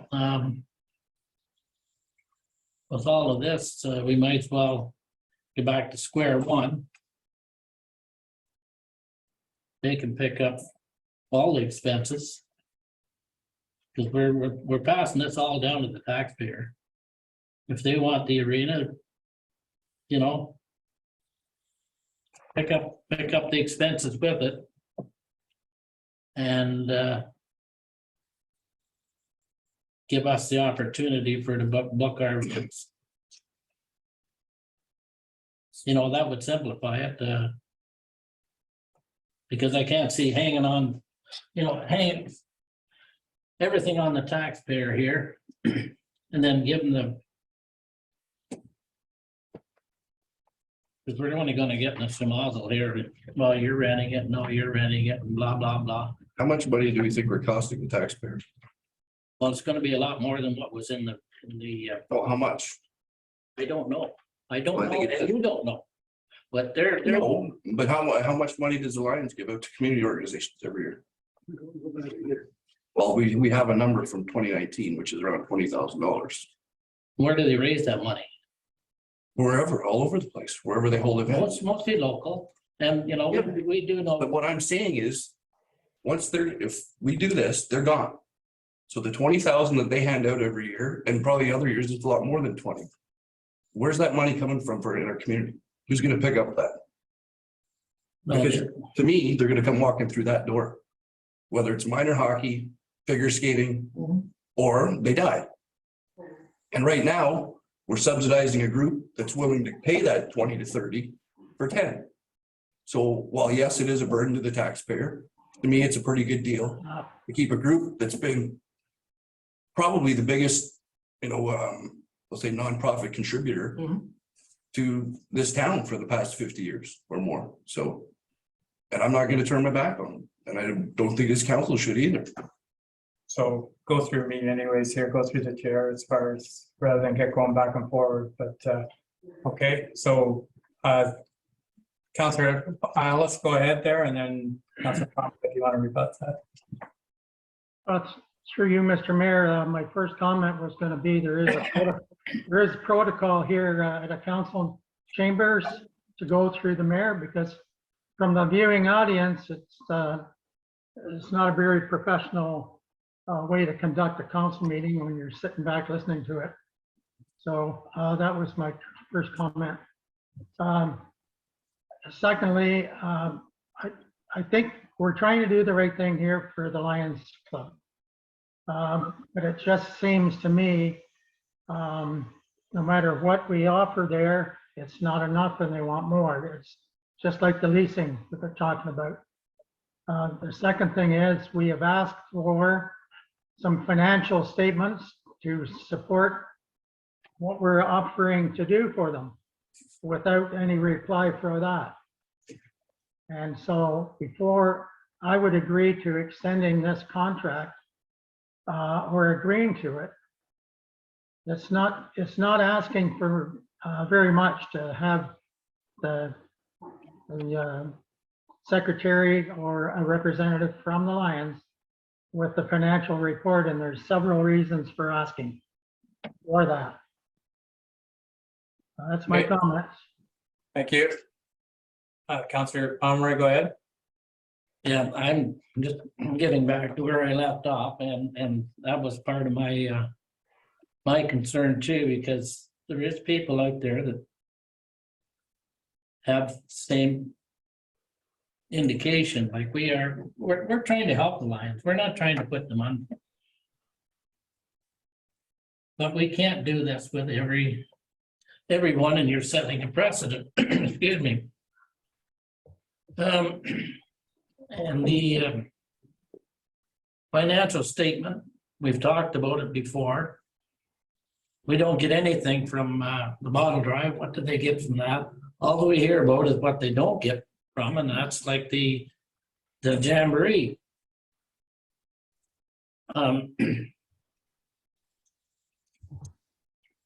We're going to end up carrying them. Try to prolong this for another couple of years, because where are they going to be? If the writing's on the wall, if they don't get a bigger membership, times are tough. They're, and like we try to give them things so that they can balance the books, but we don't get any financial statements back in return. This isn't the first time that we've asked for financial statements, and we just don't get them. Why do we not? This is the question I'd like to pose to the Lions Club. So there's a new group there now. They've just went through their elections. So, and I think to me, this is a negotiation kind of thing. Like we've gave them something, they gave us something back. But that being said, everybody's going to ask for the moon. I think what we're offering here personally, I'm with Hart as far as, and I think we're all saying that what they do for the community, nobody else does. And there's no value on that. But so our agreement here that we had from the last meeting that we sent to them, we can still stick with it, and you can add on there the financial statement. The bottle drive would be included in the financial statement, but that being said, the bottle drive isn't necessarily staying with them. I think every year that should be reviewed, because other years it might go to the scouts, it might go, that was the whole idea when we did that. It's not with them permanently. That's a community fund that could help other groups. It might be hockey. It might be, right now they're doing the start off here and they're doing the bottle drive. So that'll be included in the financial statement. But I think, looking at this right now, the 2 years fits into the middle of the next term. So the new council will be up to speed. They'll understand where it's going. And the 5-year would take it into another term of council. And it could be, I personally, it might not be perfect for them, but I think the 2 years lets them get on their feet. We'll see where they stand after 2 years. And hopefully it gets things going again, and it'll be reviewed then. So the agreement we sent them for the 6-month review, there might be some tweaking that needs to be done. And then the 2 years or 3 years, if you want to go 3 years, it'll take it into the end of the next term and everybody will be up to speed. But I think 2 years will show where things are going, because anything we've seen happening in the last month, everybody's itching to get back out again. And I think, hopefully we don't get back into where we were last year or the year before, but I think things are going to pick up, and they used to make some money. They don't make the money that they made 20 years ago, and they never will. It's like everything. Things change and priorities change. But the agreement that we sent them was for 6 months to be reviewed, and a 2-year agreement, whether it's 2 or 3 years. I said we could have put a date on it for August of 2023 or 4. What did I say, Bob? I was talking, so it would be the last of the next term. That's another option, but we can stick with what we have here, forward that to the Lions, and hopefully they'll work with us on this thing, and we can just get back. It's got the shared calendar already in there, so that's taken care of in this agreement. We'll be able to work with them on that, and I think it's a decent deal. Like we've said, there's others out here who would probably like this too, but we do have to look at what they've done for the community and what they give back. And so, I think it's only natural they're going to ask for more. We all do. But that being said, with what we offered, I'm sure that they would be happy with that too, or I would hope that they would be. Deputy Mayor, go ahead, and then, or Bob, if you want to clarify something there, and then Mayor. Just a clarification, the financial reporting regarding the bottle return is part of that agreement as a standalone agreement. There was an email, hit my email on Saturday, which I haven't reviewed yet, but it's there. So I believe that has been provided. However, that's yet for everyone to review. So that can come to a future meeting. Okay. Right then, so I'll open it up. What's council's thoughts here on this agreement or the agreement that was requested? Deputy Mayor Drew, go ahead. So through you, Mr. Mayor, so at our open session, regular meeting held on June the 21st, 2022, it was moved by Councilor Webb and seconded by Deputy Mayor Giroux that this be presented to the Lions Club. I stick by that. The only thing that kind of sticks is the request to have 2 consecutive 5-year terms. We're at the end of our term of this council. And I think that's just pushing the envelope a little bit too far for me. Well, I think possibly, then why don't we send it back to them and just ask for one? Is 1 5-year okay with you? Is that? Well, I'll just, it's a negotiation. So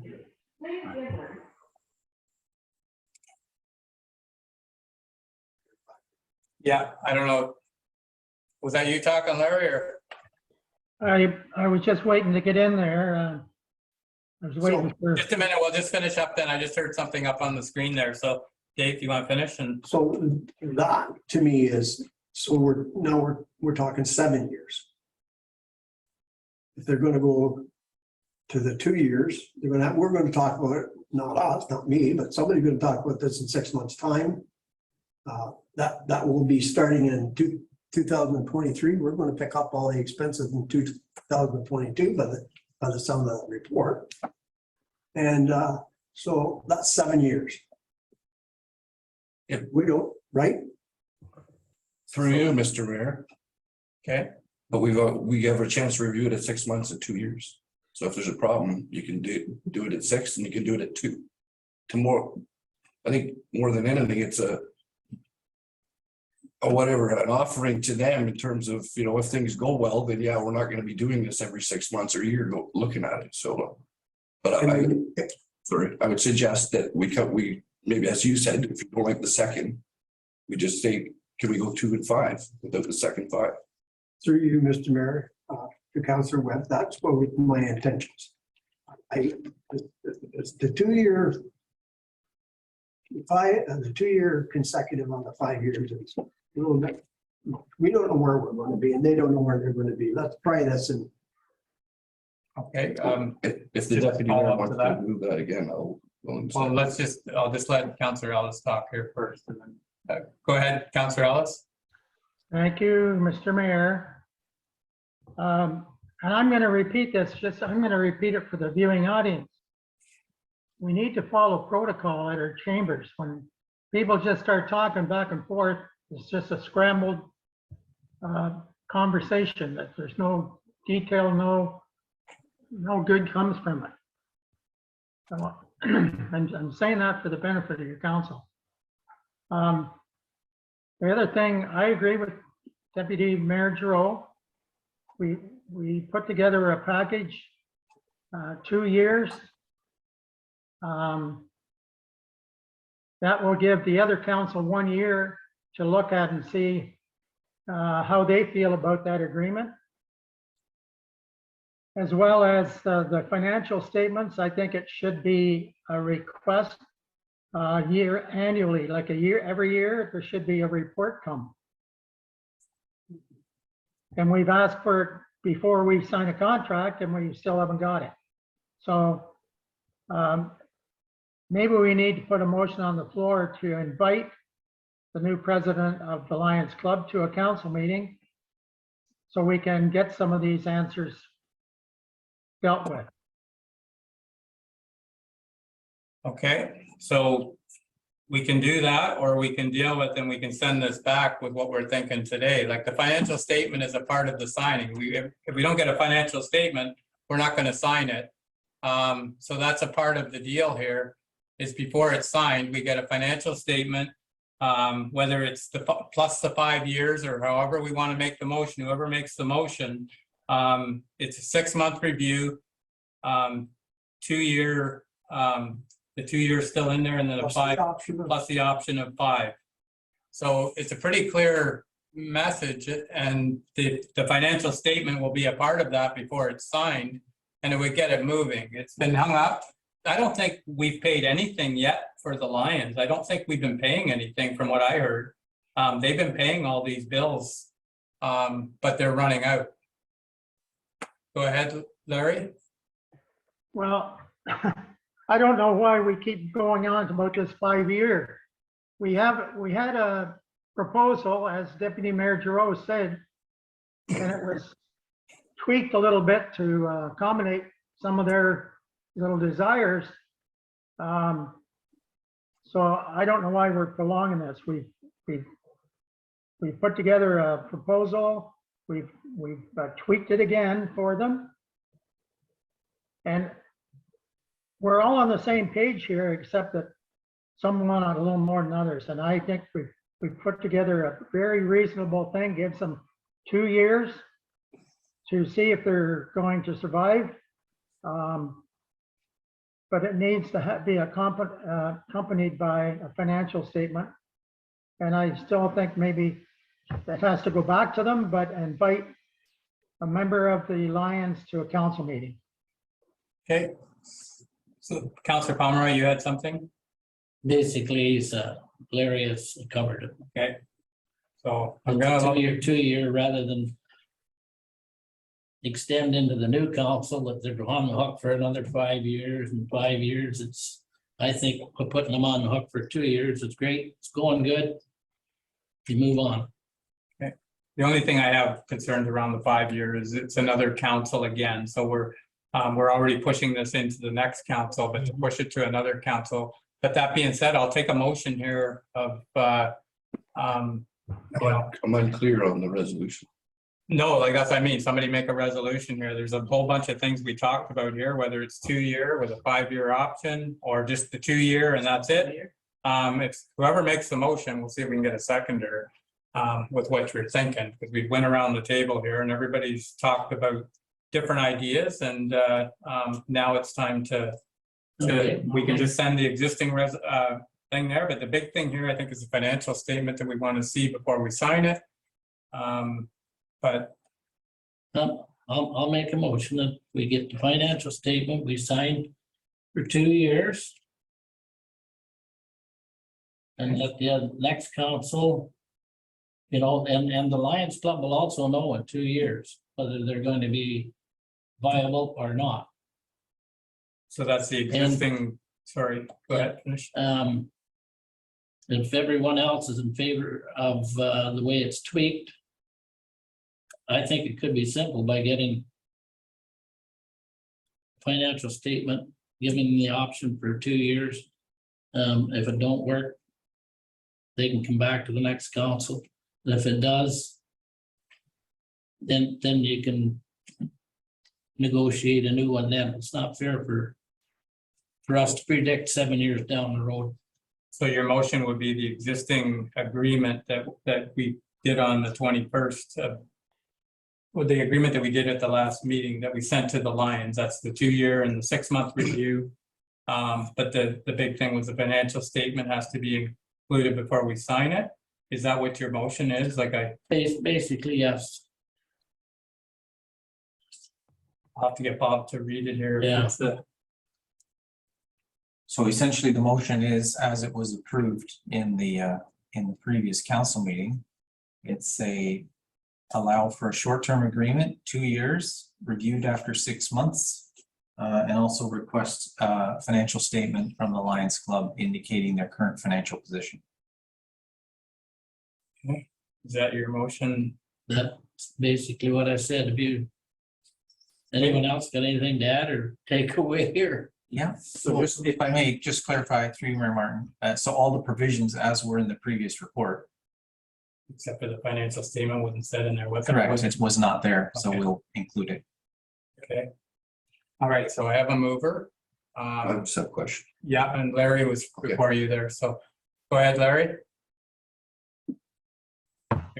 Through you, Mr. Mayor, to Bob Angioni, the request for financial statement, can that be written in as an annual report So each year we get an updated statement.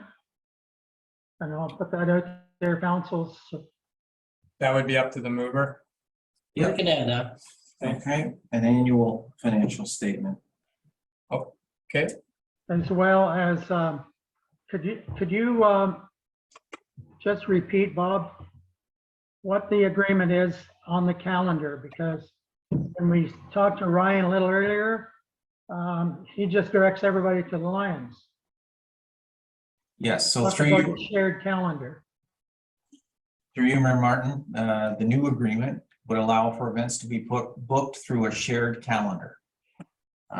Whereby we would each have the opportunity to book into the calendar, and we would each have the opportunity to see what is booked in the space. Okay, so just so Ryan is clear on that as well, that's all. Thank you. okay, so I have a mover. Art, go ahead. Well, I just had a question in terms of, you want to know what the problem, like, if we're reviewing after 6 months and reviewing after 2 years, what's the aversion to having a 5-year in there? It's already gonna be reviewed twice before the 5th. I don't want to get into that. We're nickel and diamond things here. Like the new council is going to have 2 years when we're finished. If they feel that it's great, it's going to go along great, fine. I'm not going to make up their minds here for them. I've already stuck my head out for 2 years as it is. Or we could just change it to 6 months.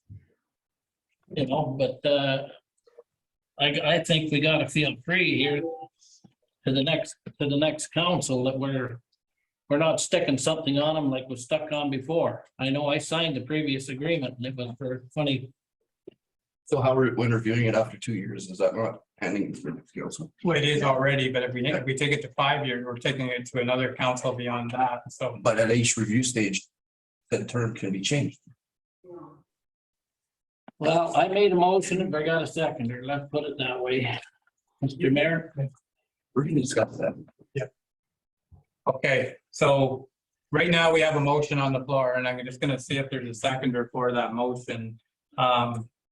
And then we'll go from there. I'll second the motion, Mr. Mayor. Okay, there is a seconder. So now, any other discussion around the motion? It's, you know, it's like I say, this is the original, the agreement that we sent them. And I had said, I talked to Bob about it there before. The only concern I had was, and I wouldn't have a problem with it, is if it was to the August of the last year of the next term of council. That's about as far as I would go on, rather than 5 years. Take it like 3 years or something on the instead of a 2-year agreement. But the idea when this was decided, when we all were talking about it, was the 2 years hopefully would let them get on their feet. And if they're not on their feet in 2 years, it'll be reviewed then. And I guess that's where the 5-year could come into it. But right now the motion is just on the 2-year and the financial statement and the shared calendar and 6-month review. So, so anybody want to speak to that motion? Dave, go ahead.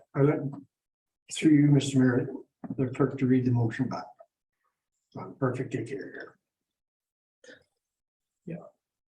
Well, the motion is that the new agreement with the Lions Club be for a term of 2 years with a 6-month review provision and a financial statement to be provided by the Lions Club on an annual basis. And all other provisions as provided in the staff report, as previously discussed in the June council Okay. Thank you. All right then. So they're getting everything that they asked for anyway. Basically, only a shorter It's just period. a shorter period, but we'll see where it goes. Okay. Any other questions or comments around the motion before I call a question?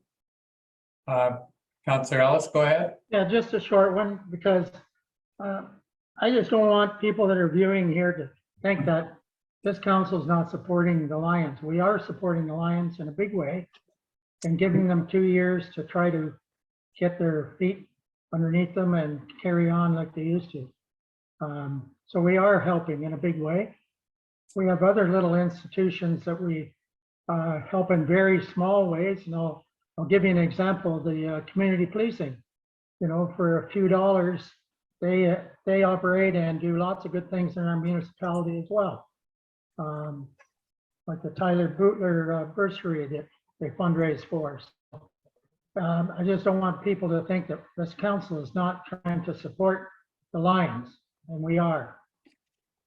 Thank you. All right, then. So I'm going to call a question. All in favor of the motion? Okay. Defeated. So what's this? Do you want to do it? I'll make a motion that we go with the 6, 2, and then a 5. Review after 6 months, review after 2 years, and then 5 years after the 2. Okay. All right, so you're making that motion, so I'll look for a seconder for that motion. And then I had a comment around the 6-month thing, so go ahead. Did anybody want to second that motion? Okay. All right, we're not going to get anywhere here at the I think we're gonna have to talk to the Lions and maybe invite them back in and let's Deputy Mayor Joe, go ahead. Let's try another motion through you, Mr. Mayor. Let's change it from 2 years to 3 years to give the next council some time to digest this whole thing. And when I say that, we've talked about a financial impact in this new commercial lease. The financial impact will be over $13,000. So let's try it for 3 years. Let's go there. I hope the Lions Club gets 1,000 members. Let's give them some time to work this out. They're having a tough time. And we want them here. But I can't predict. I can't predict what's going to happen here 5 years down the road, 10 years down the road. So let's give them a chance, 3 years, to work out a financial plan. Give them that opportunity. I think that's being fair in my eyes. If it's not, it's not. But So basically the same, but only a 3-year instead of the 2-year. Gives the next council a little more time, but Councillor Ellis, go ahead. Muted, Larry. Just a quick question. I'll correct it to CAO Angioni, but I think I got the number in my head anyway. For to cover the Lions expenses for 3 years would be roughly $40,000. So through you, Mayor Martin, the numbers as provided by the Lions Club are $13,912.15 per year. Yep. So approximately $14,000 per year, offset by the rental fee of $200 per month, $2,400. So it's roughly $12,000 a year. So roughly 36. So roughly 36,000 if we go 3 years. Yeah, correct. So, okay, so I have a motion on the floor. Does somebody want to second that one? It's basically the same as the first one, but just adds another year on the other, on the 2-year to a 3-year. The financial statement has to be provided, and that would be yearly. And there'd be a 6-month review. So if there anybody wants to second that motion?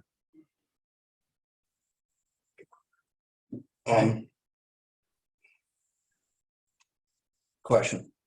This is, we're still in negotiation here, so this will be sent back to the Lions for review.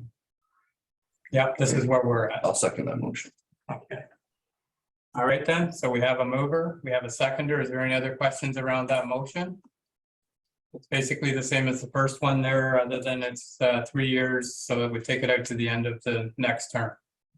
So I'll call a question. All in favor of that motion? And it's carried. So we'll send that to the Lions and see where it comes back.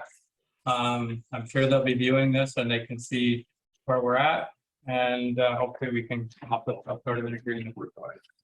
So, all right then. So I'm gonna say we have a little bit left in the agenda. I wonder if we should take a half-hour break here. I knew it'd be a long agenda, so if we took a half hour here for lunch and come back at 25 to 2, does that work? Make a motion to adjourn or take a break?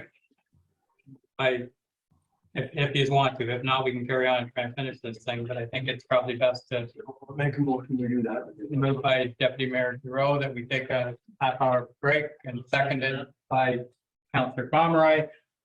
All in favor? That's carried. We're gonna resume from our 15-minute lunch. I have a quick item, Okay, if I may. So, through you, Mayor Martin, just to conclude our previous discussion regarding Lions Tub. Just went back and double checked the minutes from the previous meeting, which was June. And there was a motion that staff is hereby directed to request financial statements from the Havelock Lions Club when the facility rental agreement is reviewed in 6 months after the initial signing of the agreement. So financial statements as of the last meeting were scheduled to be requested at the 6-month review. so now it says upon before we sign, so Right, just a clarification. so. And then hopefully it works for them. So, okay. All right then, I'll get a motion to resume. Moved by Deputy Mayor Giroux, seconded by Councillor Pomeroy. All in favor? And that's carried. All right then, we're going to move into correspondence action items. And the first item here was something that was on our last meeting also, but it didn't have any costing in it. So it's with regards to the boat launch back on Fire Road 93 on the end of Kosh Lake. And they were looking for, to wonder if we would split with them on, help them with some of the costs here. So anyway, what's council's thoughts? So it comes out to, they've done all the legwork as far as with M&R and all that. And it comes out to $3,400. So if there's, I'd have to read the letter again here, but it was, at one point it was, you know, if there was split with them on it, or if there's any help at all would be appreciated. Go ahead, Dave. Through you, Mr. Mayor. Is Peter still on the line? Peter? Still on this meeting? Yep. There he is. Good afternoon again, Peter. In the letter, it states two M&R boat ramps on the east end of the lake. Is that correct? The east end should be the west end. Oh, 2 on the lake. They said one is on the east end and one is on the west end. So I read that wrong. So the one on the east end is actually it's on Crown land, but we do look after the road. That's a municipal road in there. So do we grade that parking lot once in a while?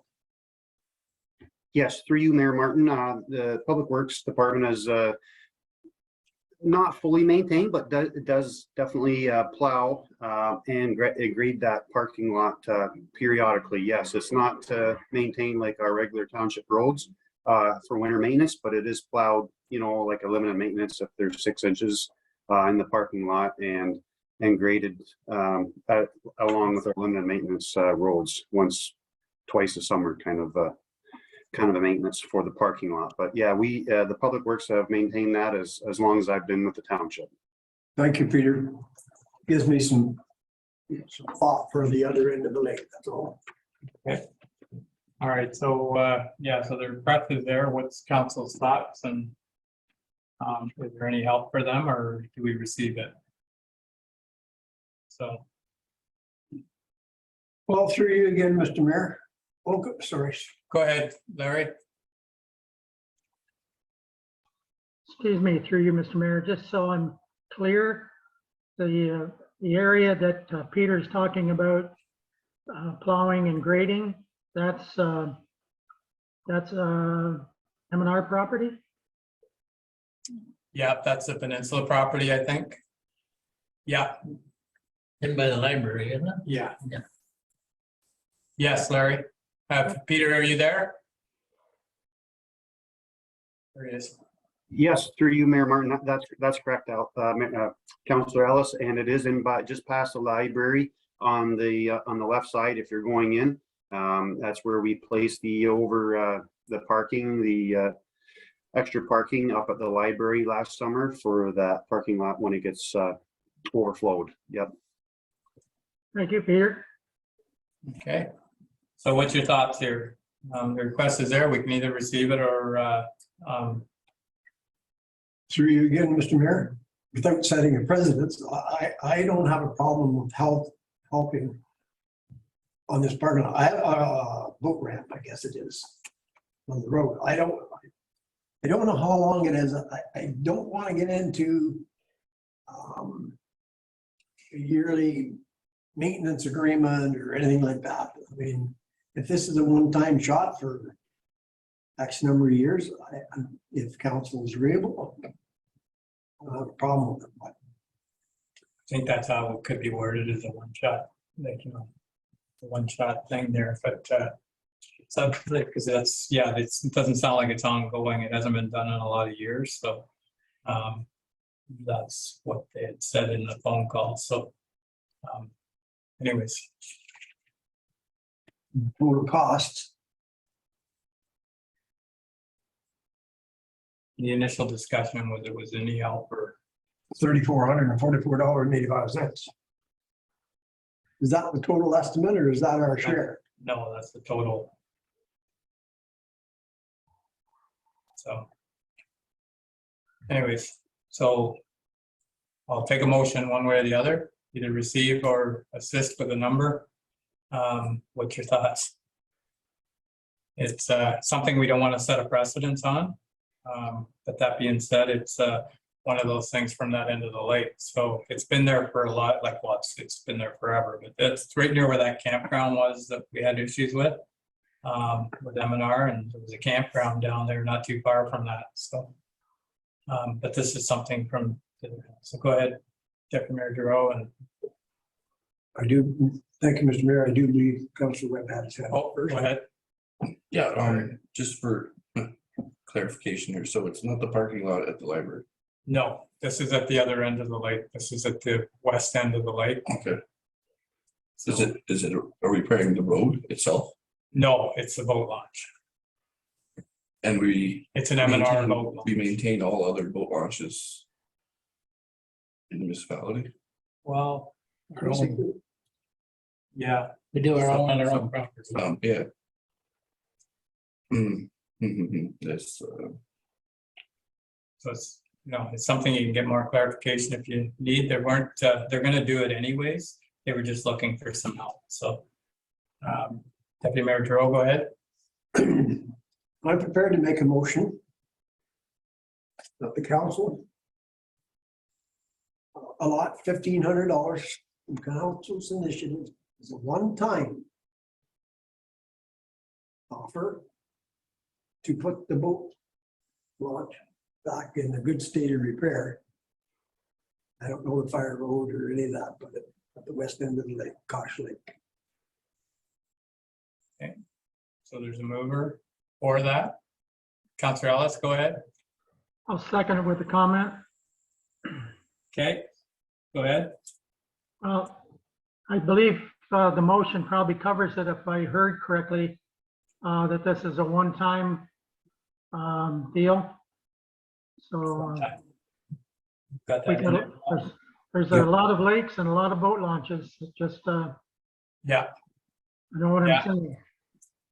Okay, so yeah, it does say one-time funding, and it's a council initiative. And there's a mover and a seconder. Question. Councilor Pomeroy, go ahead. We got any money left in council initiatives? You sure would hell taking my initiative money and passing it around pretty good the last few years. We didn't use it last year, so it's been built up. I'm sure we've been used it somehow. So, okay, so we have a mover and a seconder for this. So is there any other comments or questions around that? I think there's a 1,500 left, but that's about it. So all in favor of the motion? And that's carried. Thank you. Okay, the next request here is a plaque for up the corner there.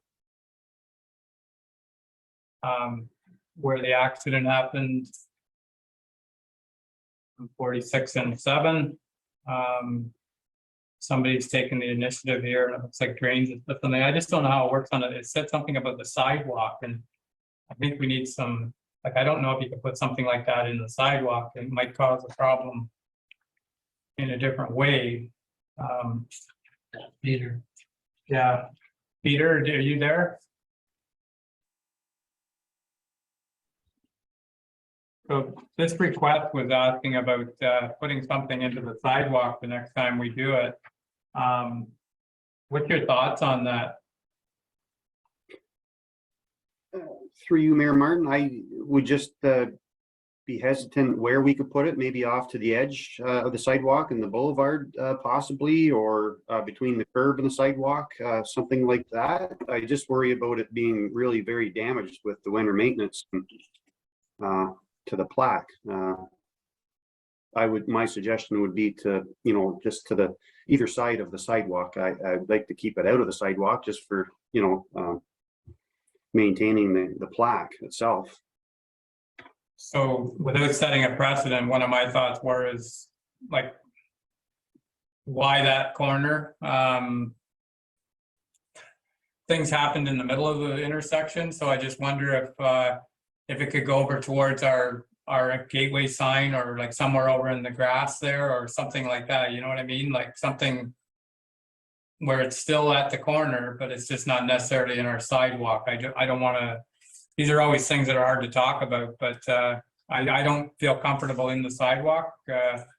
Even just something as slippery. It's So just a thought. I just wonder about that other corner. If it has to be that corner. Dave, go ahead. Oh, this is one of those ones that tug at your heartstrings. It's hard to talk about.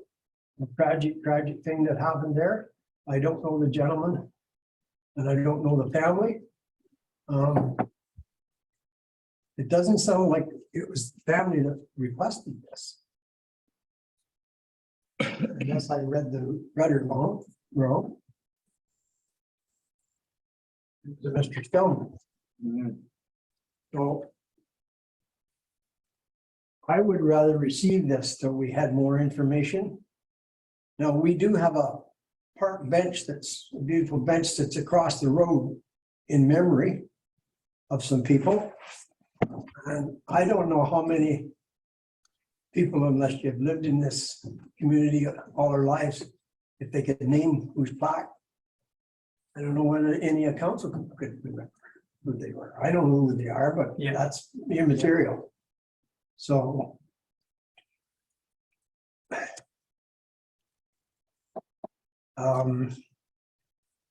memories are memories.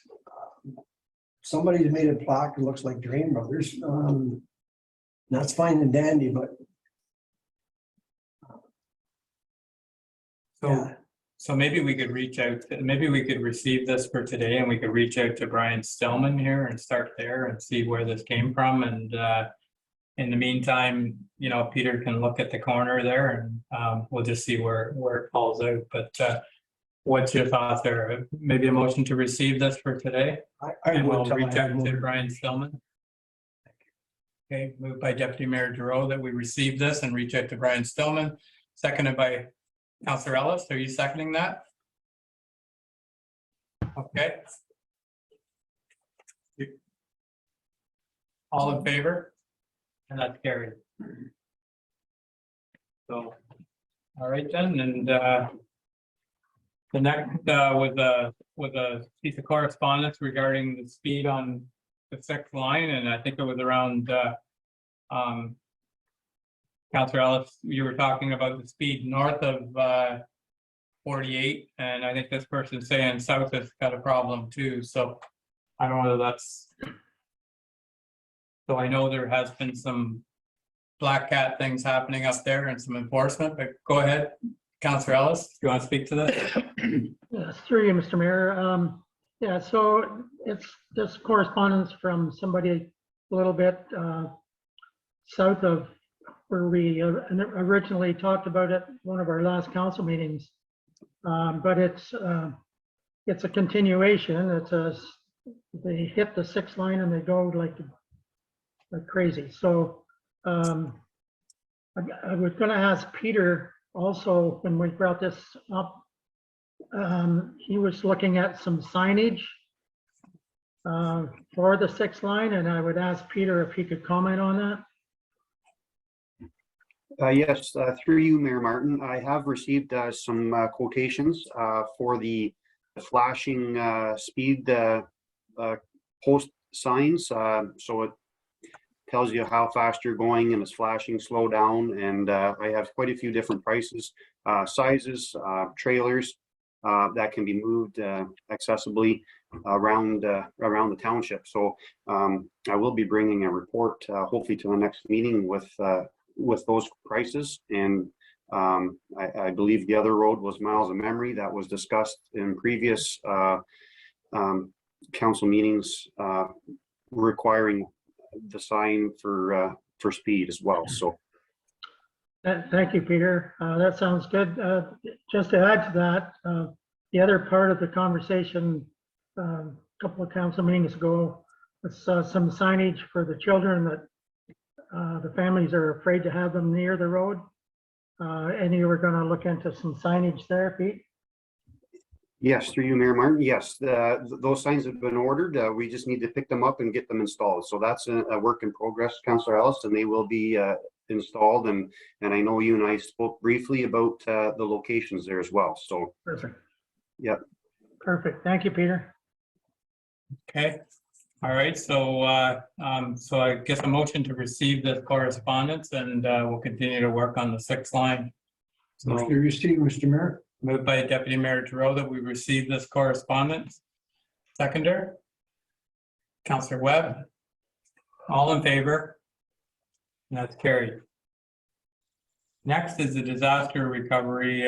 Ambrose Moran wrote a letter to us with regards to the storm from May 21st. I don't think there's a lot we can add to this right now. I talked to Dave Smith on Saturday, and I know North Kawartha has been talking to them too. And it's one of those things that now that the election's over, I'm sure that Minister Clark is going to be looking at what he can do. The one thing that I think some are going to have to realize is a lot of the relief funding is not for seasonal residents, it's for your primary residents. That might be something that comes up later, but at this point right now, it's there might not be a lot of help for the first funding, but we'll keep working on it. We're doing what we can to help them with as far as a municipality. I know Bob and Peter have been in touch with M&R to try and find some drop-offs for brush, and we haven't found a suitable location that's good with M&R right now. So we'll just keep working on that. But right now, as far as the province, things should start to happen here soon, but whether it helps them directly, I don't know. So Councillor Pomeroy, go ahead. So we're gonna just receive this then, Mr. Mayor, and do we send them a reply or just receive it? It's up to you if you want to just receive it. Okay, a motion to receive the correspondence moved by Councillor Pomeroy and seconded by Councillor Webb. All in favor? And that's carried. All right, information items here for correspondence. There was something on the new decision. It's easy for me to say.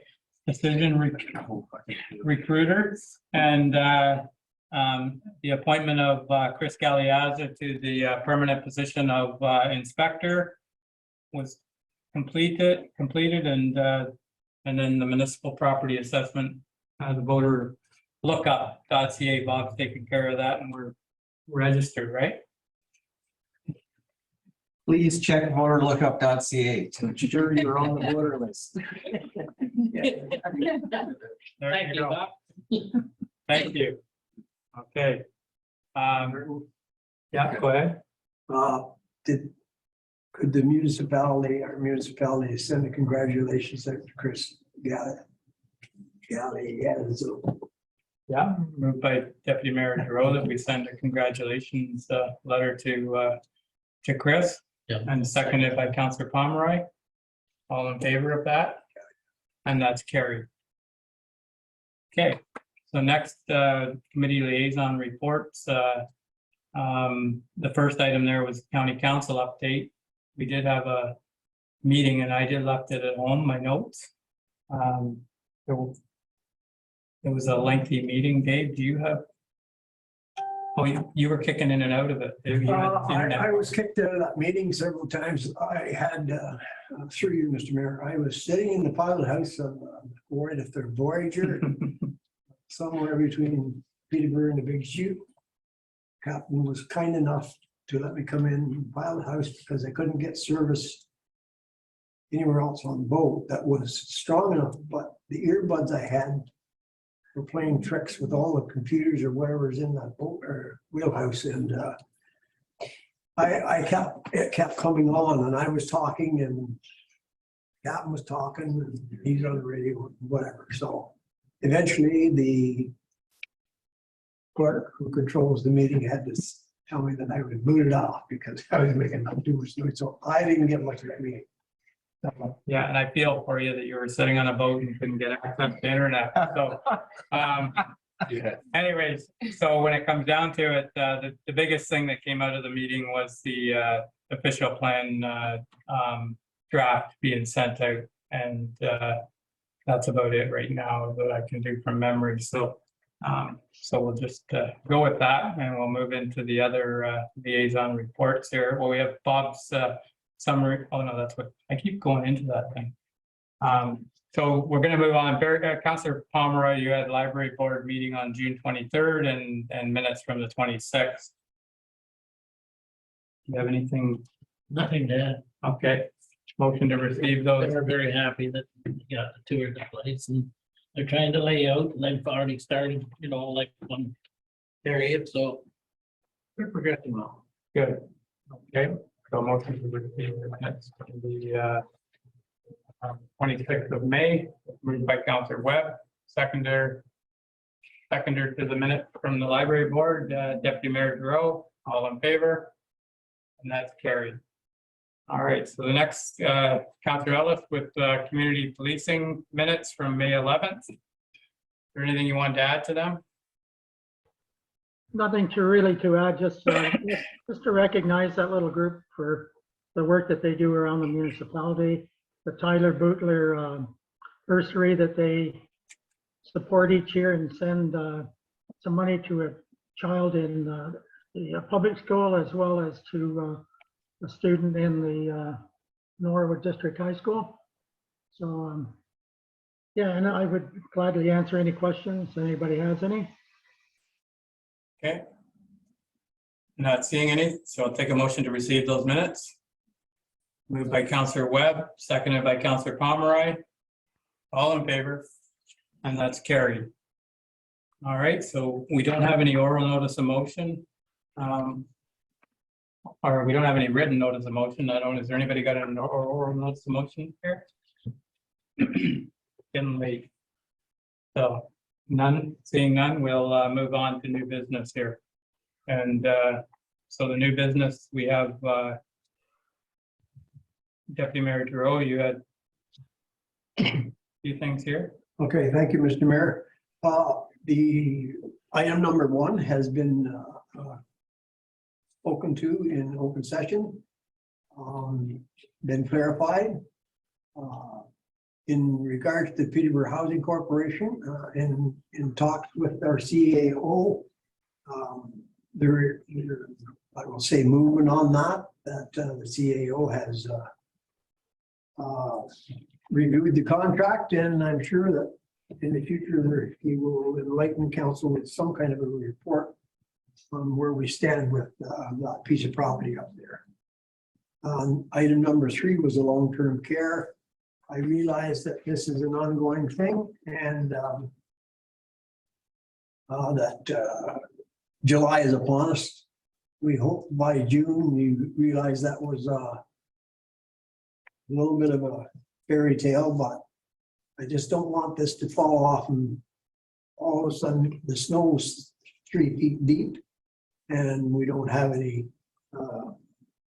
correspondence or anything from our MPP, Dave Smith. Just a friendly prod, I would say, to our hardworking staff. Number 4, I think, is the Ontario Clean Water Agency report presentation. I believe there is a meeting tomorrow, so that will be cleared up. And generator at the township office, I continue to worry about that, but I had a report that it's working well and everything's good there. So all my worrying and stewing and my five outstanding items were already looked after. So thank you for that, Bob. You're welcome. So the LTs, like the long-term care, I talked to Dave Smith on Saturday about that too, and told him that we want to get things going. So hopefully, I know you've been talking to people too, have you, Bob? So absolutely, we'll get that moving. And everything else, yep, generator's working. Everything's good. So thanks, Dave. So the thing I have here is the reconsideration of the town hall. I've had a council member say that they got some clarification on the report and wanted it to come back, and I thought it was worth bringing into here. I didn't know where else to put it in, so anybody wants to? Well, obviously I was the one that wanted some clarification before we voted on that matter. This is very important to the town, so I know the groups that use that building are interested in getting these modifications done as soon as possible, hopefully by September, so they can get back in there. I apologize for the delay, but after reviewing it, I believe it was Deputy Mayor Giroux that moved the motion last time. If he's willing to move the motion this time, I'd be willing to second it. To you, Mr. Mayor, yes, I'm on board to make that motion. I'll just state what I did the last time. The fire department and public works, building department, planning department, we're all on board with this, so I didn't see any reason why I shouldn't be. So I'd make the motion that Sorry, through you, Mayor Martin, prior to making a motion specifically to the report, we require a motion to reconsider the matter as it was discussed at the last time. Okay, so we need a motion to reconsider. Okay, thank you, Bob. That's what you're there for.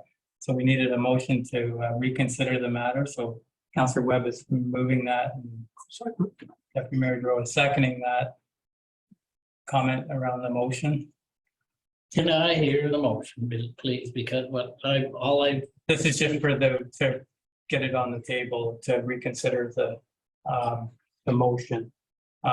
Okay. This motion here is just for that to get, and then, yeah. Okay, go ahead. Okay, so all in favor of that motion, and that's carried, and Councilor Pomeroy, so the motion. I got a question. Like, what are we reconsidering? What was turned down the last time?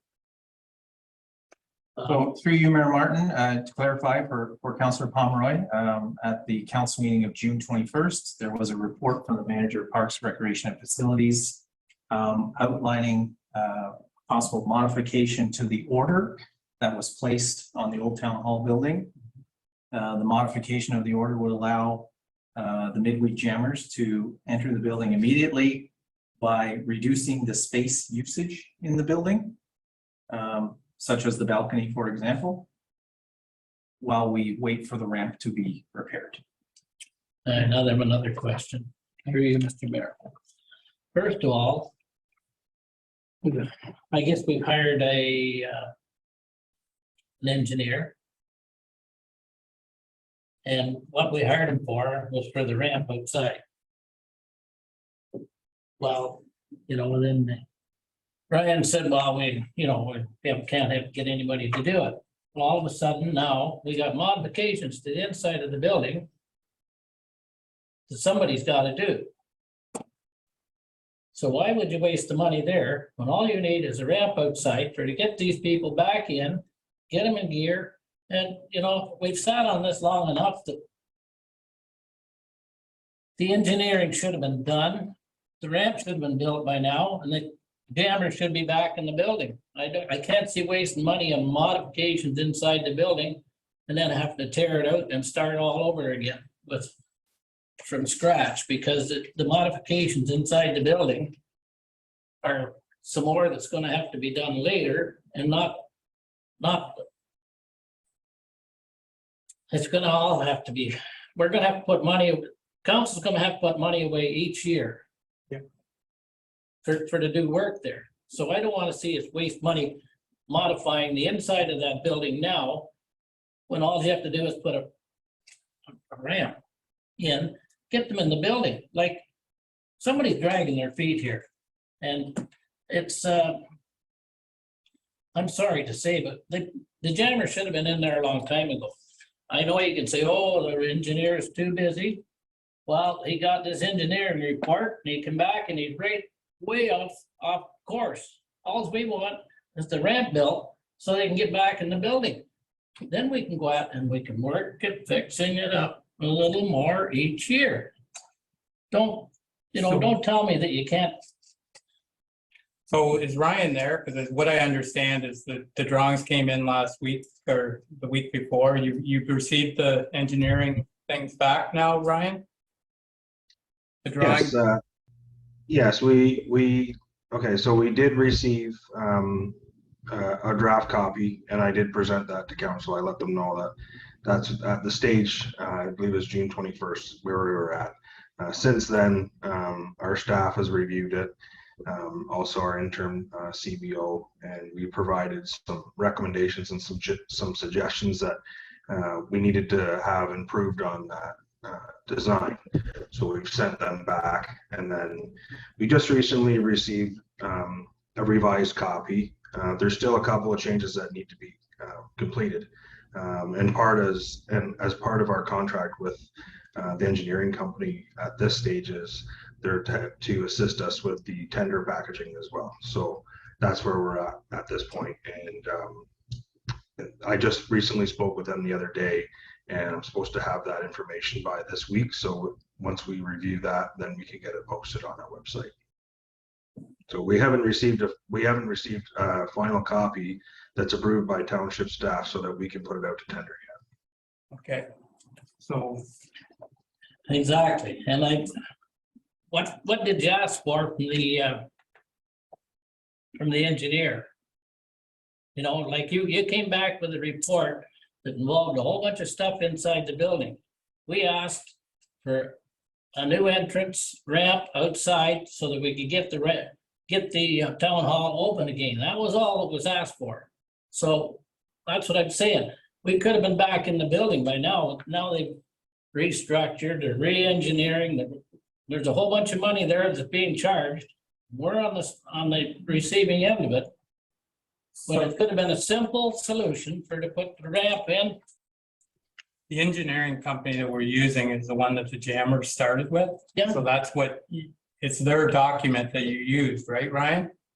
But they also wanted, Jim, was A ramp. Was a ramp. And that's all we're trying to get here, but there's a lot more than just, it's not just like putting up, and I'm not gonna speak to it, but Ryan, you can go ahead there as far as what's involved in here. Like, it all seems simple, but when it comes to a municipal building, it's not like building something at home, so. So through you, Mayor Martin, to Councillor Pomeroy, just to bring some clarity around that. When the ramp was originally inspected, when the building had a remedy to prohibit occupancy in the building, we had our local engineer come in and do a report. And the report stated at that time that repairs and retrofitting what was existing is not recommended, and that it recommended a replacement. So since then, I forwarded that document on from our first encounter with our local engineer onto the engineer that's taking on this project right now. They came out, and when we had a site meeting there, they also indicated in a report following their inspection, their site inspection, that a full replacement was required, and there was no possibility of doing any retrofitting to what was existing. So that's why we're into full scale drawings and full tender documents, because the dollar amount to be able to replace what's there to today's code is going to be above probably the $50,000 mark, unfortunately. So that's that's the process that we've been following. Go ahead. Well, that's my whole point. The last time you made a presentation, there was work had to be done inside. Blah, blah, blah. I thought the tender process was for the ramp only. Get her done, get them back in the building. You know, this thing is mushroomed as far as I'm concerned. So the whole thing here on the last, What would, you know, let's get what we asked for. and that's what we did. So the thing that that Ryan's talking about was an internal staff thing. So the building inspector, the fire department, and Ryan got together to see what we could do to get it open on the quicker, because you know yourself, to get a builder for the ramp, by the time we go through the tender process, that's a month. And then we're gonna have to get a builder, and at this time, it might be hard, it might not be, we might lock out. But for now, it was just a quick way of getting it open, and there wasn't a lot of money it was to block off the door. It was limiting to 65 people. Like, I don't think there was a lot of construction costs to get it open, was there, Ryan? No, there's basically no cost to, if council decides to approve my recommendation to make these modifications, there's basically no cost. You're talking about a little bit of caution tape and some signage and communicating with the groups that are going to be using the facilities. We're not redoing anything, we're not spending anything, we're not doing any construction work, we're just modifying it and educating the people that are using the building on what their uses are now based on the new order. So we're not doing any construction. Okay, for you're modifying, that costs money. Like all we wanted to do was replace the egress. You know, you gotta have that. And you're not doing that. That's a separate thing. This is just an internal thing from staff to get it open. I But the know. other still has to happen, and that's what the engineer drawing is for, is to get If it we had open. the ramp there, Jim, that's what I'm saying. If we had the ramp there, it could be reopened. I don't know what the ramp's gonna cost. If it's $50,000, it's $50,000. Get her done. And that's what we will do. Like, if this isn't gonna hold that up, it's just to get, there's probably at least 2 months before we can get it open the other way. And you're saying you want it open quick. This was something staff brought to us to get it open quicker to help the community and with no cost. There is a cost because you're gonna revamp, you're gonna hire somebody to go in there and do work when they. No, we're not doing any work. We're just putting ribbon up and putting some signs. Caution tape and signs to get it open. That was all there was. That's what Ryan's just saying. It's caution tape and signs, and the fire department was happy, the building department was happy, and they limited to 65 people. So that's one of the problems there, but it won't be for the jammers. I don't think. They seemed excited about it. So it's just a matter of, we can keep moving forward on the other side of it and get it done ASAP, but this allows us to get it open sooner than later. Like, even the month wait for the tender, they would be in there already 4 weeks. So, and there's other groups looking for it. There's, you know, the scouting and everything is looking for this thing.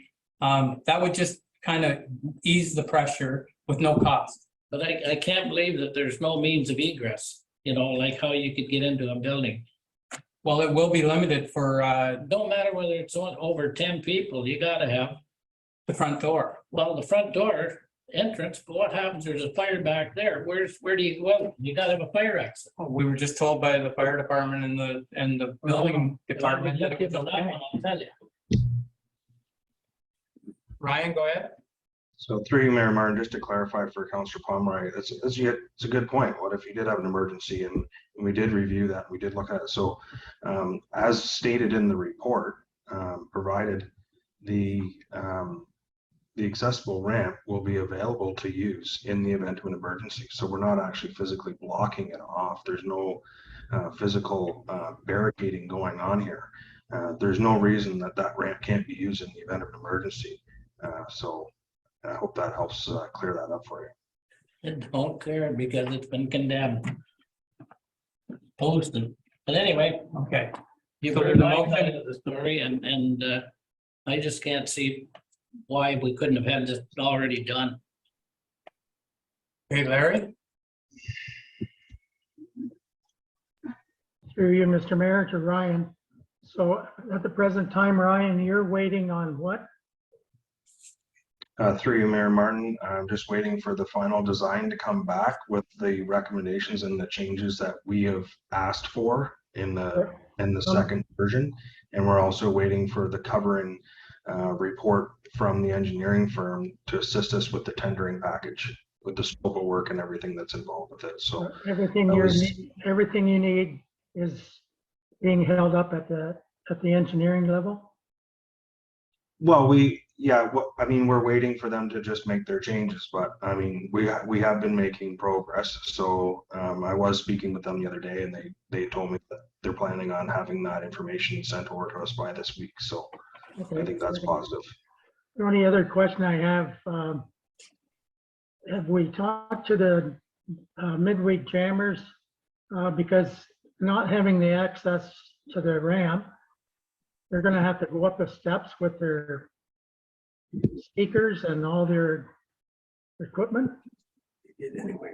So through you, Mayor Martin, to Councillor Ellis. Yeah, I've discussed it with the midweek janitors, and they have expressed an interest in coming back to the building. They are familiar with the ramp is not available, only for emergency uses. Currently, right now, the situation is far worse, where they're going into the basement of the arena, and that presents a lot of mobility issues there. The nice thing about having the town hall is they have the opportunity to store their equipment there, so they're not actually having to bring a lot of their heavy equipment in and out every week. So yeah. So they've been utilizing the basement at the arena versus up top where they have an elevator to get to. Through you, Mayor Martin, that is correct. That's a shame. Anyway, that's all I have to say. Okay. I got another question. Okay, go ahead. I heard you mention revisions to the engineer. Like what are you revising?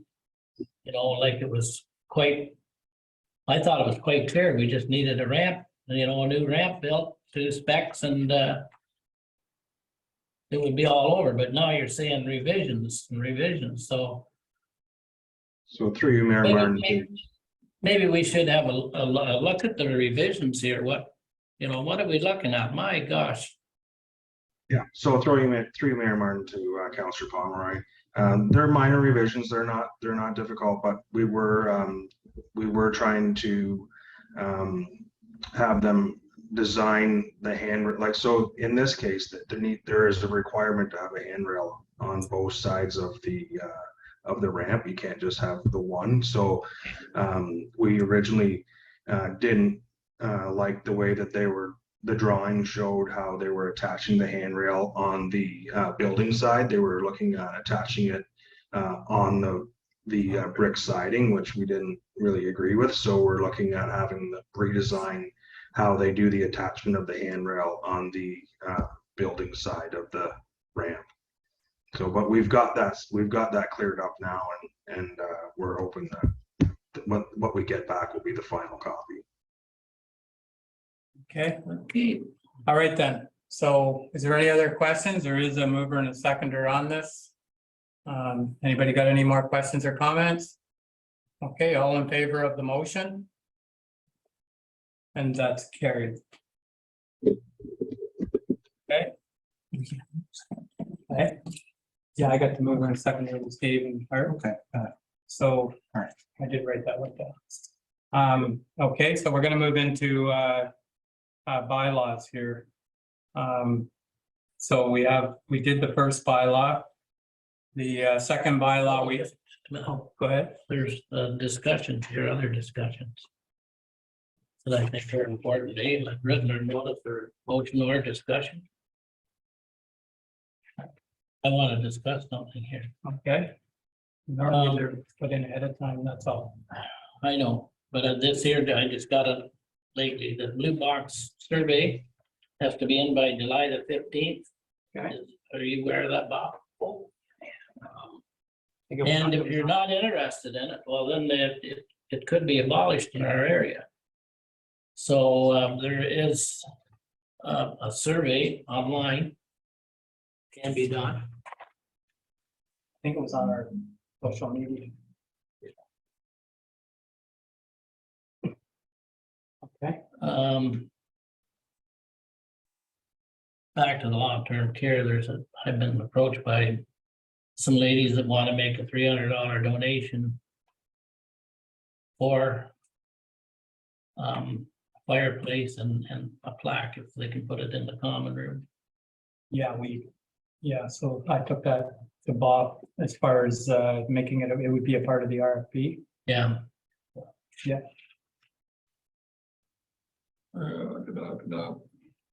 I think it was more than that.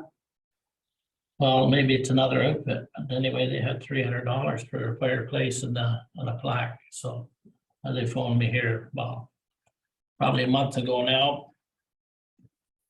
But we're trying to keep our meetings not going until 5 o'clock. Sure. But anyway, those were probably the two important ones. I just, like our property standards and yard bylaw, I touched with Bob the other day. He said it's work in progress. That's So correct. how far are we progressing? That's something like deferred. Well, through you, Mayor Martin, similar to the trailer park bylaw, we're involving a number of staff members on that. We are getting legal advice as well. So if all goes well, we'll bring it to the August meeting, council. Good. And development charges at the same time. Development charges is also a work in progress. That likely will not be ready for August. Okay. I'm just getting everybody prepped here, so. All right, that's good for now. Okay. All right then, so. Yeah, sorry, quickly through, Mr. Mayor, yeah, just an announcement, good news, item here, hopefully our local Havelock under 15 boys baseball team have qualified for the Eastern Canadian Championships to be played in Nova Scotia, August 18th to the 21st. So anybody in the community, they will be actively around the community looking to raise funds for the trip next month, but just on behalf of council, I'd like to wish them the best and congratulations on all they've accomplished so far. It's been a long time since we've had a local sports team qualify for an event of that stature. So good work, guys, and good luck next month. So what are they looking at for donations? And they're still organizing that, Barry. I just spoke with I think Brian Grattan actually and Bryce are the coaches of that team. Could be wrong, Bryce maybe a manager. And the financial commitment is quite steep. They say they're looking to probably raise between $7,000 to $10,000 in the next month. So yeah, but they're no, they've got plenty of ideas. That's why I said to council, everybody that's here in the meeting, anybody that's watching online, just stay aware because you probably will see them around the community, whether it's at the grocery store or whatnot, collecting bottles. Maybe not that, but told them to approach the Lions. so we're going to have to tap that council initiatives. Well, that's what I kind of told the coaches that about the ongoing, well, not just that, but I told them about the ongoing. If we got anything left. So yeah, but I just like to get it out there. And as I said, it's I know our minor sports organizations have been struggling through COVID, so it's nice to have a good story here once in a while. So hopefully they bring home some hardware. Yeah. Okay, so yeah, with the new business, I know some things come up late and it's hard to get them in before the meeting, but at least at the beginning of the meeting, if you could say I'm going to have something under new business, we can do it then. So okay, is there anything else under new business, Larry? Might as well. I'm good. Okay. I'll have one under new business, Mr. Mayor, if you want Okay, to go ahead. allow that. The local ATV club is holding their cancer run this weekend. And you talk about raising funds. Here's a little club that is getting stronger and stronger. There's both motels booked. Moonlight Motel, I believe it is. I guess you're not supposed to say names, but there are motels in the book. They had to cut the number of participants off. There's probably 250 bikes going to go east out of our parking lot. The Drain Brothers have graciously given them extra room behind the parking lot for the overspill parking, so there wouldn't be anybody on the road. This is going to be a big event for Havelock, and there's going to be, you know, the gas stations and the restaurants and so on. So I want to thank Peter if he's still on the line. I know that the little grading down there, that parking lot was getting in pretty rough shape. Now we all refer it to as the ATV parking lot, but it's not. It's all-use parking lot owned by the municipality, graciously donated by the Drain Brothers. So yeah, there are ways and means. If you want to fundraise, they're going to make a pillowcase full of money this weekend for our Cancer Society. So, yep, it was on the news this morning. So was it? Yep, and she announced that they're over $8,000, and then they got the auctions happening above that. And Drain Brothers really contributed. So Kobe and a lot of small businesses. So that's good. It's good. It's going to be a busy weekend around town. So, okay. All right. So we're going to move on to bylaws here, and we still have a few bylaws here to get through. So the bylaw to authorize the mayor and the clerk to execute an environmental impact and mitigation measures agreement between the corporation of the Township Havelock-Belmont-Methuen and John Raymond Hudson. So motion for that bylaw, moved by Councillor Webb, seconded by Councillor Pomeroy, all in favor, and that's carried. Next one is a bylaw to license, regulate, and govern tourist camps and trailer camps. So moved by Deputy Mayor Giroux and seconded by Councillor Webb, all in favor, and that's carried. The next bylaw here is to appoint chief building official for the purpose of enforcement of Building Code Act in the township. So moved, Mr. Mayor. moved by Councillor Ellis, seconded by Councillor Pomeroy, all in favor, and that's carried.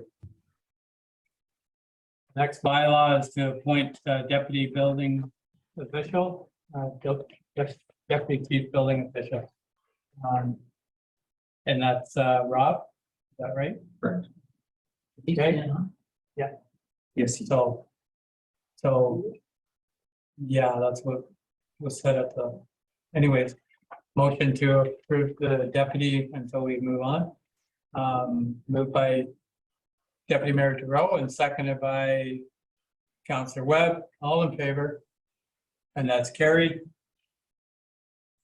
Okay, and bylaw to appoint bylaw enforcement officer, provincial offenses officer for the township. Who is that? There's no names on these things anyways, Bob, so that one there, is that? There are names, yeah. I'm doing it off the paper, so. Number one. It's not. Okay. Anyways, okay. Well, you want to read the names? Yep. Doing your Chief job. Building Official Travis Toms, Deputy Chief Building Official Robert Lamar, Fire Chief Ray Haynes, Independent Contractor Mike Dodstrap, all appointed as bylaw enforcement officers and provincial offensive officers. Okay. Guess I should do it on the computer. So motion for that, moved by Deputy Mayor Giroux, seconded by Councillor Ellis, all in favor, and that's carried.